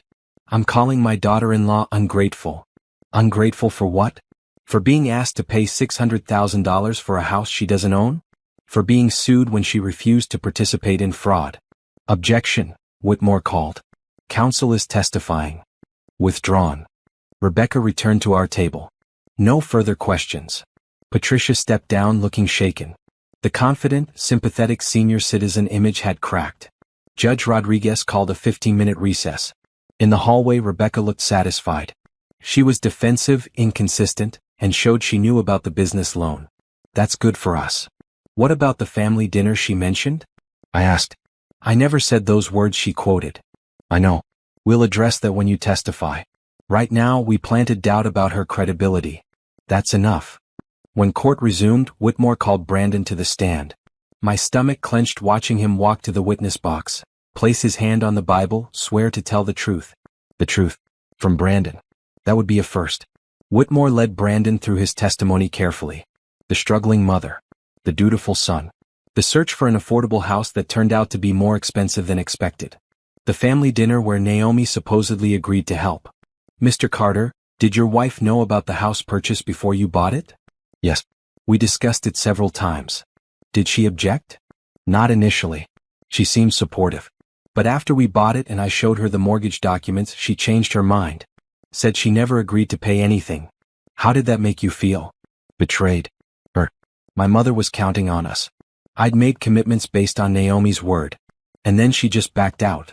Mr. Carter, your wife has accused you of having an affair. Is that true? Brandon looked directly at the judge. My marriage had problems. Naomi was obsessed with money, constantly checking accounts, questioning every purchase. We grew apart. Yes, I developed feelings for someone else. But that has nothing to do with my mother's house. Whitmore nodded. No further questions. Rebecca stood for cross-examination, and I could see the shift in her posture. This was what she'd been waiting for. Mr. Carter, you testified that you discussed the house purchase with your wife several times. Can you give me specific dates of these discussions? I don't remember exact dates. Over several months. Several months. So more than 1 month but less than 12. I guess. You guess. Mr. Carter, you're asking this court to award you $600,000 based on your memory of discussions you can't specifically date. I remember the discussions happening. I just don't remember the exact dates. Where did these discussions take place? At home mostly. At home. In what room? Brandon hesitated. Kitchen, living room, bedroom. Different places. Different places. Can you describe one of these conversations? The content of what was said. I told Naomi my mom needed a house. Naomi said we should help her. She said, we should help her. Not, I will pay the mortgage. Help could mean many things, couldn't it? In context, it was clear she meant financially. Rebecca pulled out a printed text message. This is a message you sent to Simone Reed 8 months ago. Would you read the highlighted portion for the court? Brandon took the paper, his face paling as he read silently. Mr. Carter? Judge Rodriguez prompted. Naomi has over $600K saved. She's paranoid about protecting it. Never spends, just hoards, Brandon read quietly. And the next part? I know. I've tried getting her to invest in properties with me, but she always refuses. Says it's too risky. So 8 months ago you told your mistress that your wife refused to invest in properties with you. You characterized her as paranoid about protecting her savings. Does that sound like someone who agreed to pay a $600,000 mortgage? That was about different investments. Was it? Let's read Simone's response. Maybe there's another way. What if we make her think she has no choice? And your response? Like what? And Simone's answer, family emergency. Moral obligation. Something she can't say no to without looking like a terrible person. Does that refresh your memory, Mr. Carter? Brandon's jaw clenched. Those messages were private. They're also evidence of conspiracy to defraud. You and Simone explicitly discussed manipulating your wife into giving you money by creating a false family emergency. Isn't that exactly what you did? No. My mother genuinely needed a house. A house purchased at an inflated price by your mistress, using marital funds you took without permission, that you then expected your wife to pay for despite having no ownership stake in it. Is that what you call genuine need?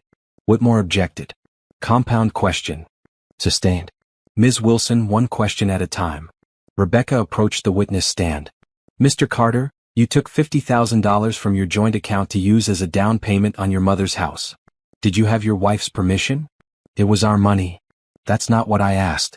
Did you have her explicit permission to withdraw $50,000 for a house purchase she knew nothing about? I didn't think I needed permission. You didn't think you needed permission to withdraw $50,000 from a joint account?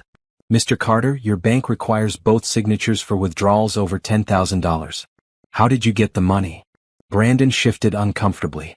I made smaller withdrawals over time. You deliberately withdrew money in amounts small enough to avoid triggering the dual signature requirement. That's not forgetting to ask permission. That's intentionally hiding your actions. I planned to tell her. When? After you'd already spent it? Objection. Argumentative. I'll move on, Rebecca said. Mr. Carter, you formed an LLC with Simone Reed called SB Properties. Is that correct? Yes. When did you form this LLC? 6 months ago. 6 months ago. Shortly after your mother's house was purchased. What is the purpose of SB Properties? Real estate investment. Where did the starting capital come from? A business loan. A loan secured by your mother's house. The same house you claim you bought to help your struggling mother. You used it as collateral for a business venture with your mistress. How does that help your mother? The business will generate income that helps everyone. Will it? Because according to your business plan, which we subpoenaed, SB Properties intended to purchase rental properties and keep the profits. None of those profits were designated for paying your mother's mortgage. Were they? Brandon didn't answer. Mr. Carter, were any profits from SB Properties designated to help pay your mother's mortgage? Not specifically, but... Yes or no, please. No. So this business venture was designed to benefit you and Simone, using your mother's house as collateral while expecting your wife to pay the mortgage. Is that correct? It's more complicated than that. Is it? It seems quite simple to me. You and your mistress conspired to defraud your wife, using your mother as a pawn. You created false witnesses, filed a fraudulent lawsuit, and now you're committing perjury by claiming your wife agreed to something she never agreed to. Does that about sum it up? No. That's not what happened. Rebecca looked at Judge Rodriguez. No further questions, Your Honor. This witness has said quite enough. Brandon stepped down, his face red with anger and humiliation. As he passed our table, he glared at me. I met his eyes calmly. This was his doing. His lies. His fraud. I was just the person brave enough to call him on it. Judge Rodriguez checked the time. It's 4:30. We'll adjourn for today and resume tomorrow morning at 9 a.m. Court is adjourned. As everyone filed out, Rebecca gathered our materials. That went well. Brandon contradicted himself multiple times, admitted to hiding financial transactions, and the text messages speak for themselves. Is it enough? I asked. It's enough to plant serious doubt about their claims. Tomorrow we present our case. We'll have Detective Mitchell testify, we'll have Grace Liu explain the pattern of fraud, and then you'll testify. By the time we're done, Judge Rodriguez will see this case for what it is, a scam. Outside the courthouse, Tessa was waiting. She'd taken the day off work to support me. How'd it go? She asked. Brandon lied on the stand. Rebecca destroyed him. Tomorrow's our turn. Good. I hope they regret ever messing with you. As we walked to the car, I felt lighter. The truth was coming out. Slowly, methodically, but undeniably. And Brandon's carefully constructed lies were crumbling under the weight of evidence. Tomorrow justice would be served. I could feel it. Rebecca opened our defense the next morning with Detective James Mitchell. He took the stand wearing a crisp gray suit, looking professional and credible. Detective Mitchell, please tell the court about your background, Rebecca began. I've been a private investigator for 15 years. Before that, I was a police detective for 12 years, specializing in fraud and financial crimes. I hold licenses in 3 states and have testified in over 200 cases. And I hired you to investigate this case. Can you explain what you found? Detective Mitchell opened his folder. I was asked to investigate Brandon Carter and Simone Reed. I conducted surveillance, reviewed financial records with appropriate legal authorization, and interviewed witnesses. What I found was a systematic pattern of fraud involving property value manipulation, marital asset dissipation, and conspiracy. He walked Judge Rodriguez through everything. The timeline of Brandon's cash withdrawals matching Simone's increased spending. The formation of SB Properties and the business loan secured by Patricia's house. The inflated property value. The text messages showing premeditation. In your professional opinion, was this house purchase legitimate? Rebecca asked. No. The price inflation, the deliberate exclusion of Naomi Carter from the property deed, the immediate use of the property as loan collateral, and the text messages discussing manipulation all indicate this was a planned fraud designed to access Naomi Carter's personal savings. On cross-examination, Whitmore tried to discredit him. "Detective Mitchell, isn't it true you're being paid by the defendant to find evidence against my clients?" "I'm being paid to investigate and document facts. I have no stake in the outcome of this case beyond providing accurate information."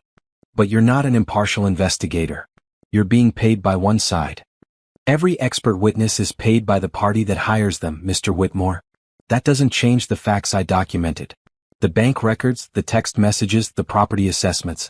Those are objective evidence, regardless of who paid me to find them." Whitmore had no effective response to that. Next, Rebecca called Grace Liu, the real estate agent who'd worked with Simone. Grace wore a bright blue blazer and looked nervous but determined. "Ms. Liu, how long have you worked in real estate?" 10 years. "I work at Premier Properties, the same firm where Simone Reed and Brandon Carter work. Can you tell the court about your observations regarding Simone Reed's business practices?" Grace took a breath. "Simone has a pattern of inflating property values. She targets buyers who are eager or desperate, who won't question her expertise. She manipulates appraisals, uses friendly inspectors who overlook issues, and coordinates with sellers who are willing to list properties above market value in exchange for quick sales. The extra money goes to Simone as undisclosed kickbacks or commissions." "How do you know this?" "I've seen the pattern. Properties she sells consistently appraise for less than purchase price when buyers try to refinance. Complaints get buried because Simone generates high commissions for the firm. I reported my concerns to management twice. Nothing was done." "Did you see this pattern with Patricia Carter's house purchase?" "Yes. When I saw the listing, I immediately knew something was wrong. The house sold for $480,000.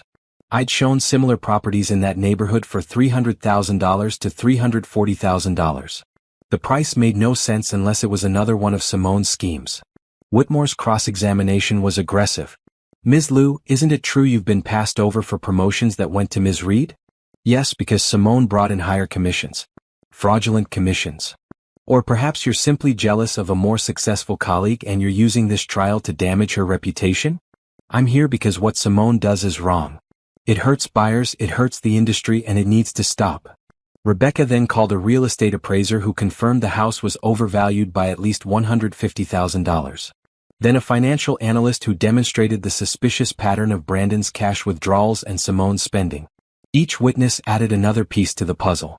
By lunchtime, the picture was clear: systematic fraud. After lunch, Rebecca called me to the stand. I walked to the witness box on shaking legs, raised my right hand and swore to tell the truth. The whole truth. Nothing but the truth. Rebecca smiled encouragingly. "Naomi, please tell the court about your background." I took a breath. "I'm 34 years old. My parents died when I was 15, leaving me with nothing. I put myself through community college and then state university while working 3 jobs. I became a financial analyst. I've been saving money since I was 16 years old because I never wanted to be vulnerable again. Every dollar in my savings account represents years of sacrifice and hard work." "How much do you currently have in personal savings?" $614,000. "That's a significant amount. How did you save that much?" "By living below my means. By investing wisely. By never touching that money except to reinvest it. That money is my security, my future, my protection against the world." Rebecca nodded. "Can you tell the court about meeting Brandon?" "We met at a work conference 8 years ago. He was charming, funny, ambitious. We dated for a year and got married. At first, everything was wonderful. When did things change? Looking back, I think Brandon's interest in my money was always there, but I didn't see it. He'd make comments about my savings, suggest investments, question why I kept it separate. But the real change came about 8 months ago. He became distant. He started working late. He became obsessed with the idea that I should be spending my savings." "Did you ever discuss Patricia's housing situation before Brandon bought her the house?" "Yes. Patricia complained about rent increases and I sympathized. I suggested she look for a more affordable apartment or consider senior housing options. But I never, ever agreed to buy her a house or pay her mortgage." "Can you describe the evening Brandon showed you the mortgage documents?" I closed my eyes, remembering. He had takeout food waiting. He was being nice, which should have been my first warning. He slid the mortgage papers across the table and told me he'd bought his mother a house. Used $50,000 from our joint account without asking me. Then he said the mortgage was $3,200 a month and expected me to pay it from my personal savings. How did you respond? I was shocked. I asked why my name wasn't on the deed if I was supposed to pay. He said it was his mother's house. I told him I wouldn't pay for a house I didn't own. He called me selfish and left. Did you ever at any point verbally agree to pay this mortgage? No. Never. Not to Brandon, not to Patricia, not to anyone. What happened after you refused? The pressure campaign started. Patricia called constantly, guilt-tripping me. Brandon alternated between cold silence and verbal attacks. He stayed out late, came home smelling like perfume. When I asked about it, he deflected. Then I received the lawsuit papers at work. Rebecca walked me through the timeline, the text messages I'd discovered, the moment I realized Brandon was having an affair. How did it feel to discover your husband was planning to steal your life savings? Devastating. Not just the betrayal of the affair, but the calculated nature of it. He didn't fall in love with someone else and make a mistake. He planned this.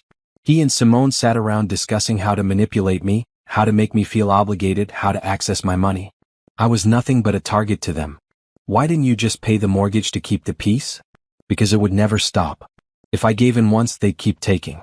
And because I earned that money through years of hard work. No one has the right to take it from me through lies and manipulation. Rebecca's final question.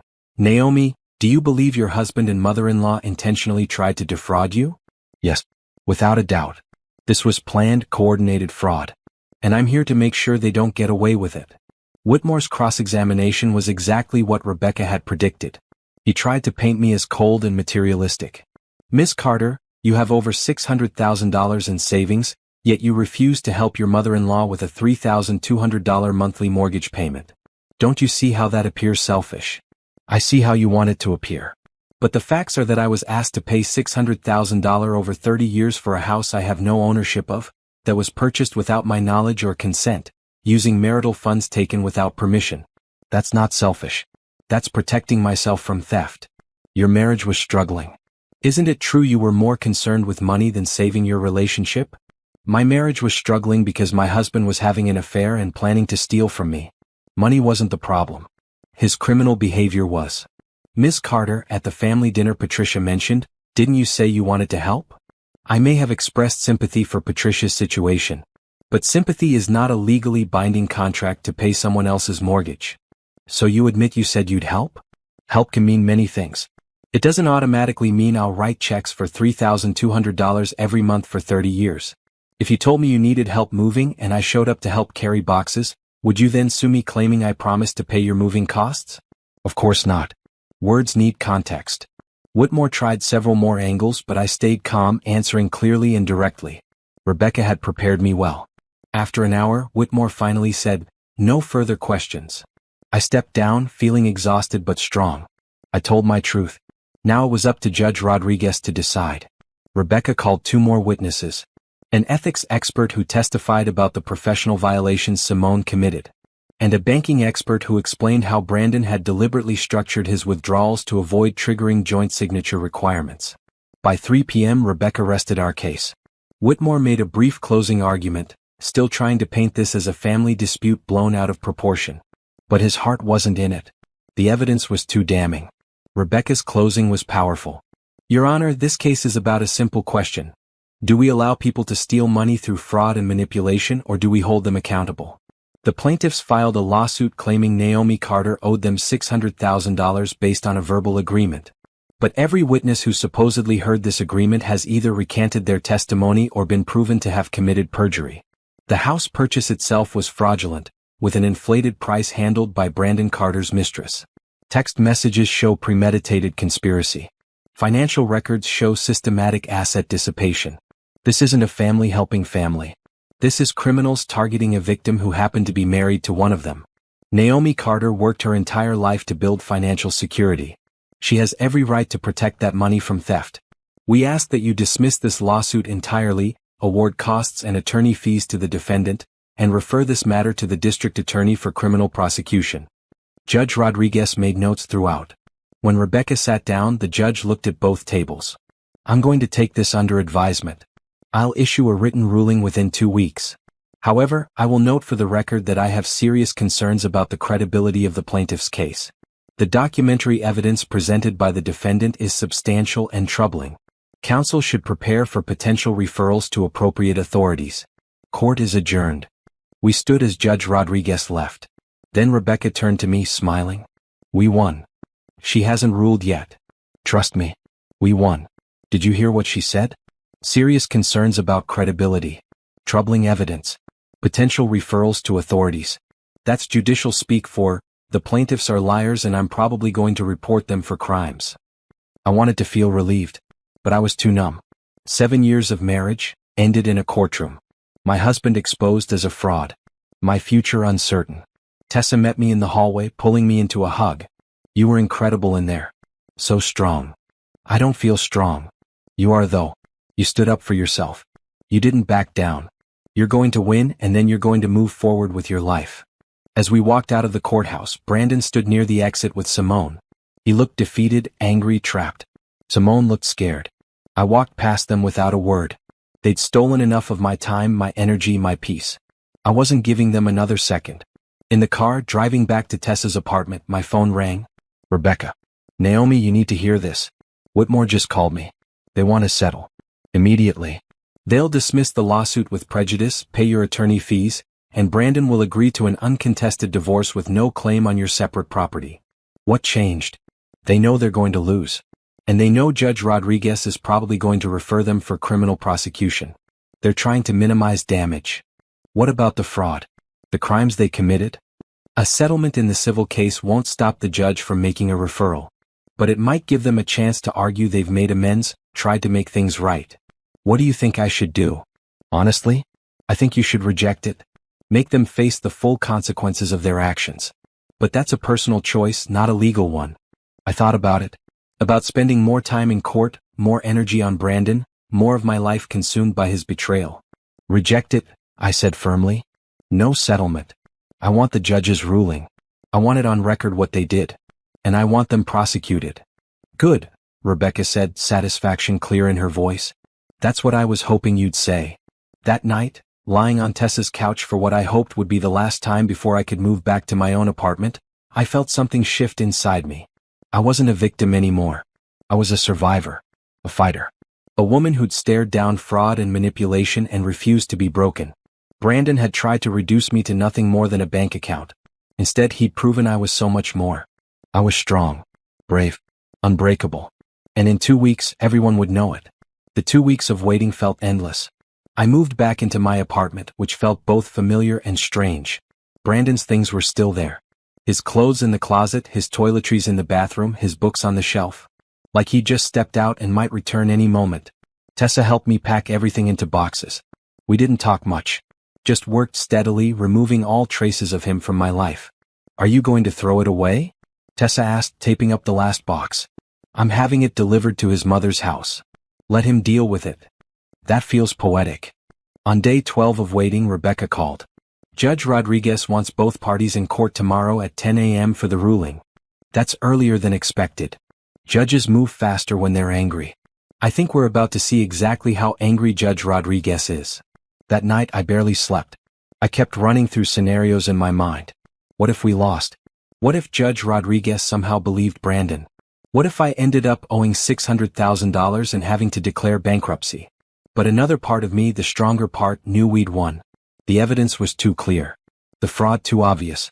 Justice would prevail. I dressed carefully the next morning. A green blouse and black pants. Professional. Strong. Ready. At the courthouse, Brandon and Patricia sat at their table with Whitmore, all three looking tense. Simone wasn't in the gallery. Smart of her. This was going to be bad. Judge Rodriguez entered at 10 a.m. sharp. We all stood, then sat when directed. I've reviewed all testimony and evidence presented in this case, Judge Rodriguez began, her voice neutral. I've considered the arguments from both counsel. I've examined the documentary evidence extensively. And I'm prepared to issue my ruling. My heart pounded so hard I could hear it in my ears. However, before I do, I have one question for Mr. Brandon Carter. Mr. Carter, please stand. Brandon stood slowly, Whitmore beside him. Mr. Carter, the property deed for 428 Maple Grove Avenue lists 2 owners. Your mother, Patricia Carter, and yourself. Is that correct? Yes, Your Honor. When you purchased this property, You paid $480,000. Is that correct? Yes, Your Honor. And shortly after purchase, you secured a home equity line of credit for $150,000, using the property as collateral. Is that correct? Yes, Your Honor. Where did the $150,000 go? Brandon hesitated. It went to my business. SB Properties, the LLC you formed with Simone Reed. Correct. Yes. So you purchased a house for your mother, then immediately borrowed $150,000 against it for your personal business venture, correct? It was an investment. Judge Rodriguez cut him off. That's not what I asked. Yes or no? Did you use your mother's house as collateral for your business? Yes. And while doing this, you were demanding that your wife pay the mortgage on this property, correct? She had agreed. Mr. Carter, I've heard all the testimony about this alleged agreement. What I want to know is this: how did you plan to pay the mortgage if your wife refused? The question hung in the air. Brandon's face went pale. I assumed she wouldn't refuse. You assumed. So you had no backup plan. You purchased a house your mother couldn't afford, immediately borrowed against it for your business, and simply assumed your wife would pay for it despite having no ownership stake in the property. Does that sum it up? Your Honor, I thought. I'm not interested in what you thought, Mr. Carter. I'm interested in what you did. You knowingly purchased an overpriced property, using marital funds without your wife's consent. You excluded her from the deed. You immediately leveraged the property for personal gain. You created false witnesses to support a fraudulent lawsuit when she refused to pay. And you had the audacity to come into my courtroom and lie under oath. Is there anything I've said that's factually incorrect? Brandon said nothing. Mr. Carter, I asked you a question. Have I stated anything factually incorrect? No, Your Honor. Good. Sit down. Brandon sat looking like he might be sick. Judge Rodriguez opened her written ruling. This court finds that no verbal contract existed between the plaintiff and defendant regarding mortgage payments for 428 Maple Grove Avenue. The testimony of the plaintiff's witnesses has been thoroughly discredited. Robert Green admitted to being financially compensated for his testimony. Diane Carter was proven to be in a different state during the time she claimed to witness discussions. Harold Price recanted his testimony entirely. The plaintiff's case rests solely on the uncorroborated testimony of Brandon and Patricia Carter, both of whom have been shown to be unreliable witnesses with significant financial motivations to lie. She continued reading, systematically dismantling every aspect of Brandon and Patricia's case. Furthermore, the court finds substantial evidence of fraud. The property purchase was conducted through Simone Reed, with whom Brandon Carter was engaged in an extramarital affair. The purchase price was inflated by approximately $160,000 above market value. Brandon Carter used marital funds without his wife's knowledge or consent. Text messages demonstrate premeditation and conspiracy to defraud. The immediate borrowing against the property for personal business use shows this was never about helping Patricia Carter but about enriching Brandon Carter and Simone Reed. Judge Rodriguez looked up from her papers directly at Brandon and Patricia. This is one of the most egregious cases of attempted fraud I've encountered in my 20 years on the bench. This lawsuit was not filed in good faith. It was filed as part of a coordinated scheme to steal $600,000 from Naomi Carter through manipulation, lies, and legal coercion. She paused, letting that sink in. Therefore, this court rules as follows. The lawsuit is dismissed with prejudice. The plaintiff shall pay all court costs and attorney fees for the defendant, which I'm assessing at $47,000 based on the invoices submitted. Additionally, I am referring this matter to the District Attorney's Office for criminal investigation into charges of fraud, conspiracy to commit fraud, perjury, and any other applicable charges. My breath caught.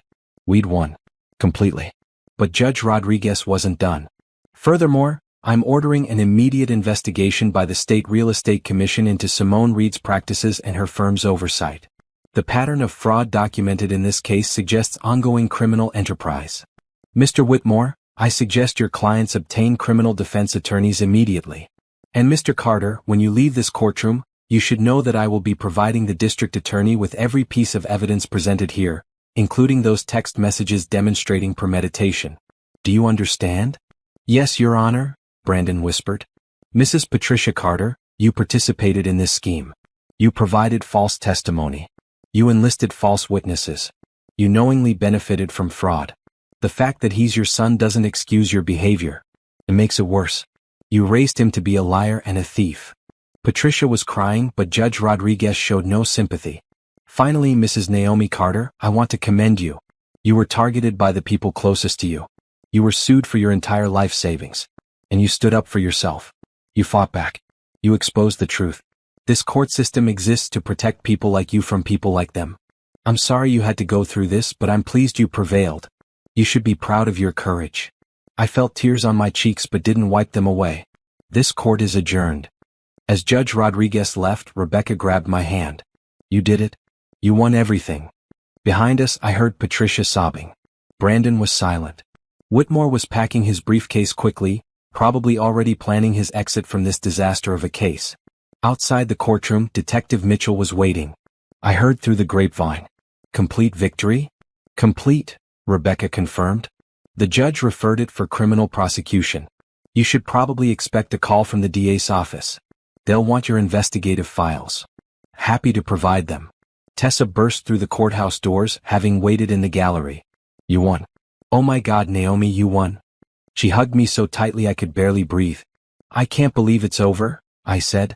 It's not quite over, Rebecca cautioned. There will be criminal proceedings. You may have to testify again. And the divorce still needs to be finalized. But the hardest part is done. We stood on the courthouse steps, sunlight breaking through clouds. For the first time in months I felt light. Free. Safe. My phone buzzed. A text from an unknown number. I hope you're happy. You destroyed our family. I showed it to Rebecca. She smiled grimly. Document it. That's harassment. We can add it to the pile. I blocked the number and put my phone away. They'd taken enough of my time. No more. Come on, Tessa said. I'm taking you to lunch. The most expensive lunch we can find. And you're paying because you just won $600,000 by not having to give it away. As we walked to the restaurant, leaving the courthouse behind, I felt something I hadn't felt in a long time. Hope. Not just hope that things would get better, but certainty. I'd been tested, challenged, attacked. And I'd won. Not because I was lucky, but because I was strong. Brandon had tried to break me. Instead, he'd proven I was unbreakable. And that was the sweetest victory of all. 6 months later, I stood in my new office looking out over the city. My financial consulting firm, Carter Analytics, occupied the entire 15th floor of a downtown building. Bright red accent walls complemented the modern furniture. The name Carter had been my maiden name, which I'd reclaimed as part of the divorce. I was taking it back, making it mine again. My phone rang. Rebecca Wilson.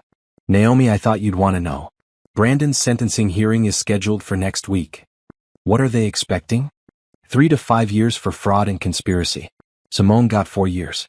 Patricia got 2 years probation and community service because she cooperated with the prosecution. And the house. Being sold to cover restitution. Which, by the way, means you're getting $47,000 back for legal fees, plus the $50,000 Brandon stole from your joint account, plus penalties and interest. Should be about $110,000 total. I smiled. Good. After hanging up, I walked through my office. 10 employees now, all financial analysts I'd personally trained. We specialized in helping people, especially women, protect their assets during divorce and navigate complex financial situations. Tessa had helped me design the business cards. They were a beautiful maroon color with gold lettering. Professional. Strong. Me. My assistant, Angela, knocked on the door. Your 2 p.m. is here.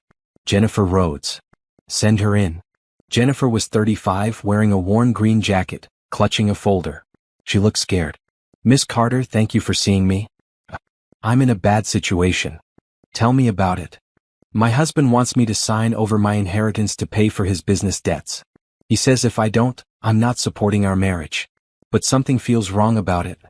I sat down across from her, remembering myself 6 months ago, confused and scared in Rebecca's office. Jennifer, let me tell you something. Trust your instincts. If something feels wrong, it probably is. And you never have to sign away your financial security to prove you love someone. We spent an hour going through her situation. Her husband's business was failing, but he'd been hiding the extent of the debt. He wanted her inheritance to cover his losses while keeping sole ownership of the business. It was financial manipulation, clear as day. Here's what we're going to do, I said, pulling out my phone. I'm going to call attorney Rebecca Wilson. She's the best. She'll help you protect your assets and, if necessary, get you out of this marriage safely. Jennifer started crying. I thought I was crazy. He kept saying I was being selfish, that good wives support their husbands. Good wives support their husbands. Good husbands don't steal from their wives. There's a difference. After Jennifer left with Rebecca's contact information and a comprehensive financial protection plan, I sat at my desk, looking at the framed newspaper article on the wall. Local woman defeats $600,000 fraud lawsuit. The local business journal had run the story after the trial, and it had sparked something. Women started reaching out, telling their own stories of financial manipulation and abuse. I realized I could help them the way Rebecca had helped me. My phone rang again. Detective Mitchell. Naomi just wanted to update you. The real estate commission stripped Simone's license. The firm she worked for is facing a class action lawsuit from buyers she defrauded. And get this, 3 other agents have come forward with evidence of similar schemes. The whole operation is crumbling. Good. How many people did she hurt? At least 20 buyers we've identified so far. Could be more. But because you stood up and fought, they all have a chance at justice now. After hanging up, I walked to the window again. The city sprawled below me, full of people living their lives. Some happy, some struggling, some fighting battles no one else could see. I'd been one of those people. Fighting a battle that seemed impossible, against enemies who should have been allies, for money I'd earned through years of hard work. But I'd won. Not just the lawsuit, but something bigger. I'd won my self-respect back. My sense of worth. My understanding that I deserved protection, safety, and justice. My phone buzzed. A text from Tessa. Dinner tonight? I made reservations at that new place downtown. 7 p.m. We're something fancy. I smiled. Tessa had been my rock through everything. She'd given me a place to stay, a shoulder to cry on, and the courage to keep fighting when I wanted to give up. That evening, I dressed in a beautiful royal blue dress, the same color as the blazer I'd worn to court. My hair was loose and natural. I looked like myself again. Not Brandon's wife. Not a victim. Just Naomi. Strong, independent, successful Naomi. The restaurant was elegant but comfortable. Tessa was already there, wearing a stunning green dress, grinning when she saw me. Look at you, she said. CO vibes. I learned from the best, I replied, sitting down. Thank you, Tessa. For everything. I literally couldn't have gotten through this without you. That's what best friends are for. Speaking of which. She pulled out a small wrapped box. Congratulations present. Inside was a silver bracelet engraved with words, unbreakable. Always. It's perfect, I whispered, slipping it on my wrist. Over dinner we talked about the business, about Tessa's nursing career, about life. Not about Brandon. Not about the trial. That chapter was closed. Have you thought about dating again? Tessa asked over dessert. Eventually. Maybe. But right now I'm focused on the business. On helping other women. On building something that matters. You've already built something that matters. You built yourself back up from nothing. I squeezed her hand.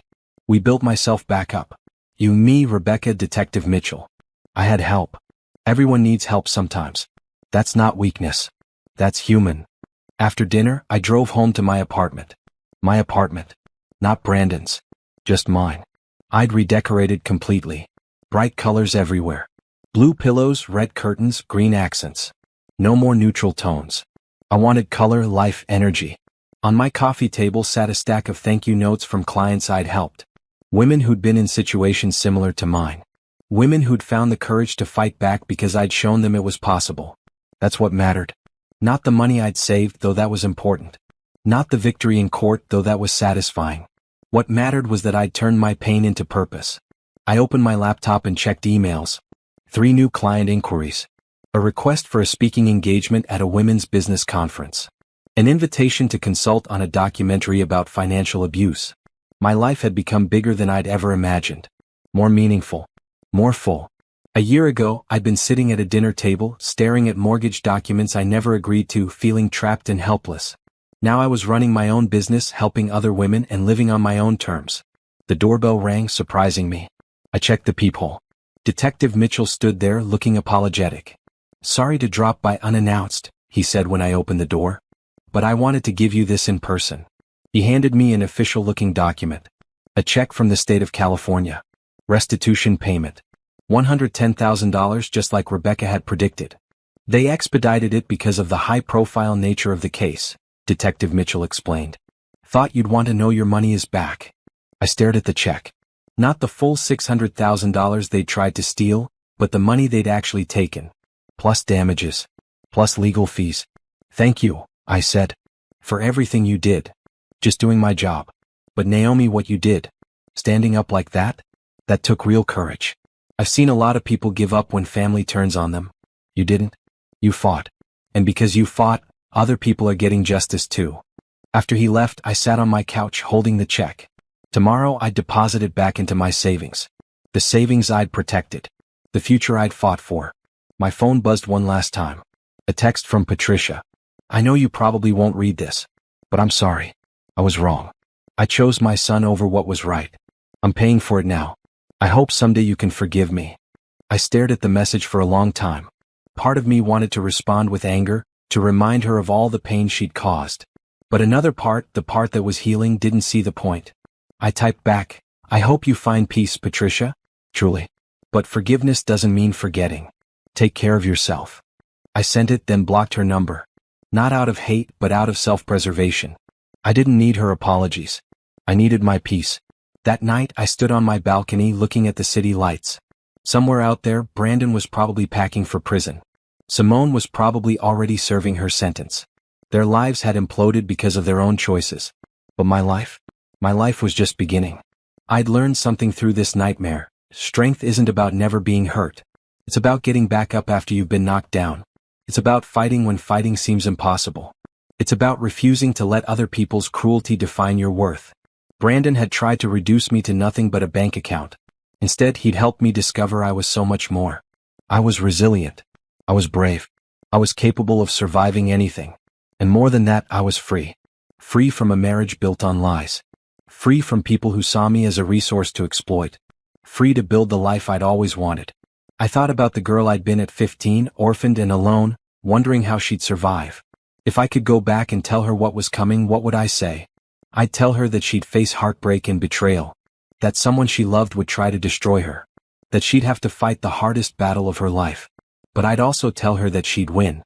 That she'd build something beautiful from the ashes. That she'd help other women find their strength. That she'd discover she was unbreakable. Looking at my reflection in the balcony window, wearing that blue dress with Tessa's bracelet glinting on my wrist, I saw someone I was proud to be. Not Brandon's wife. Not a victim.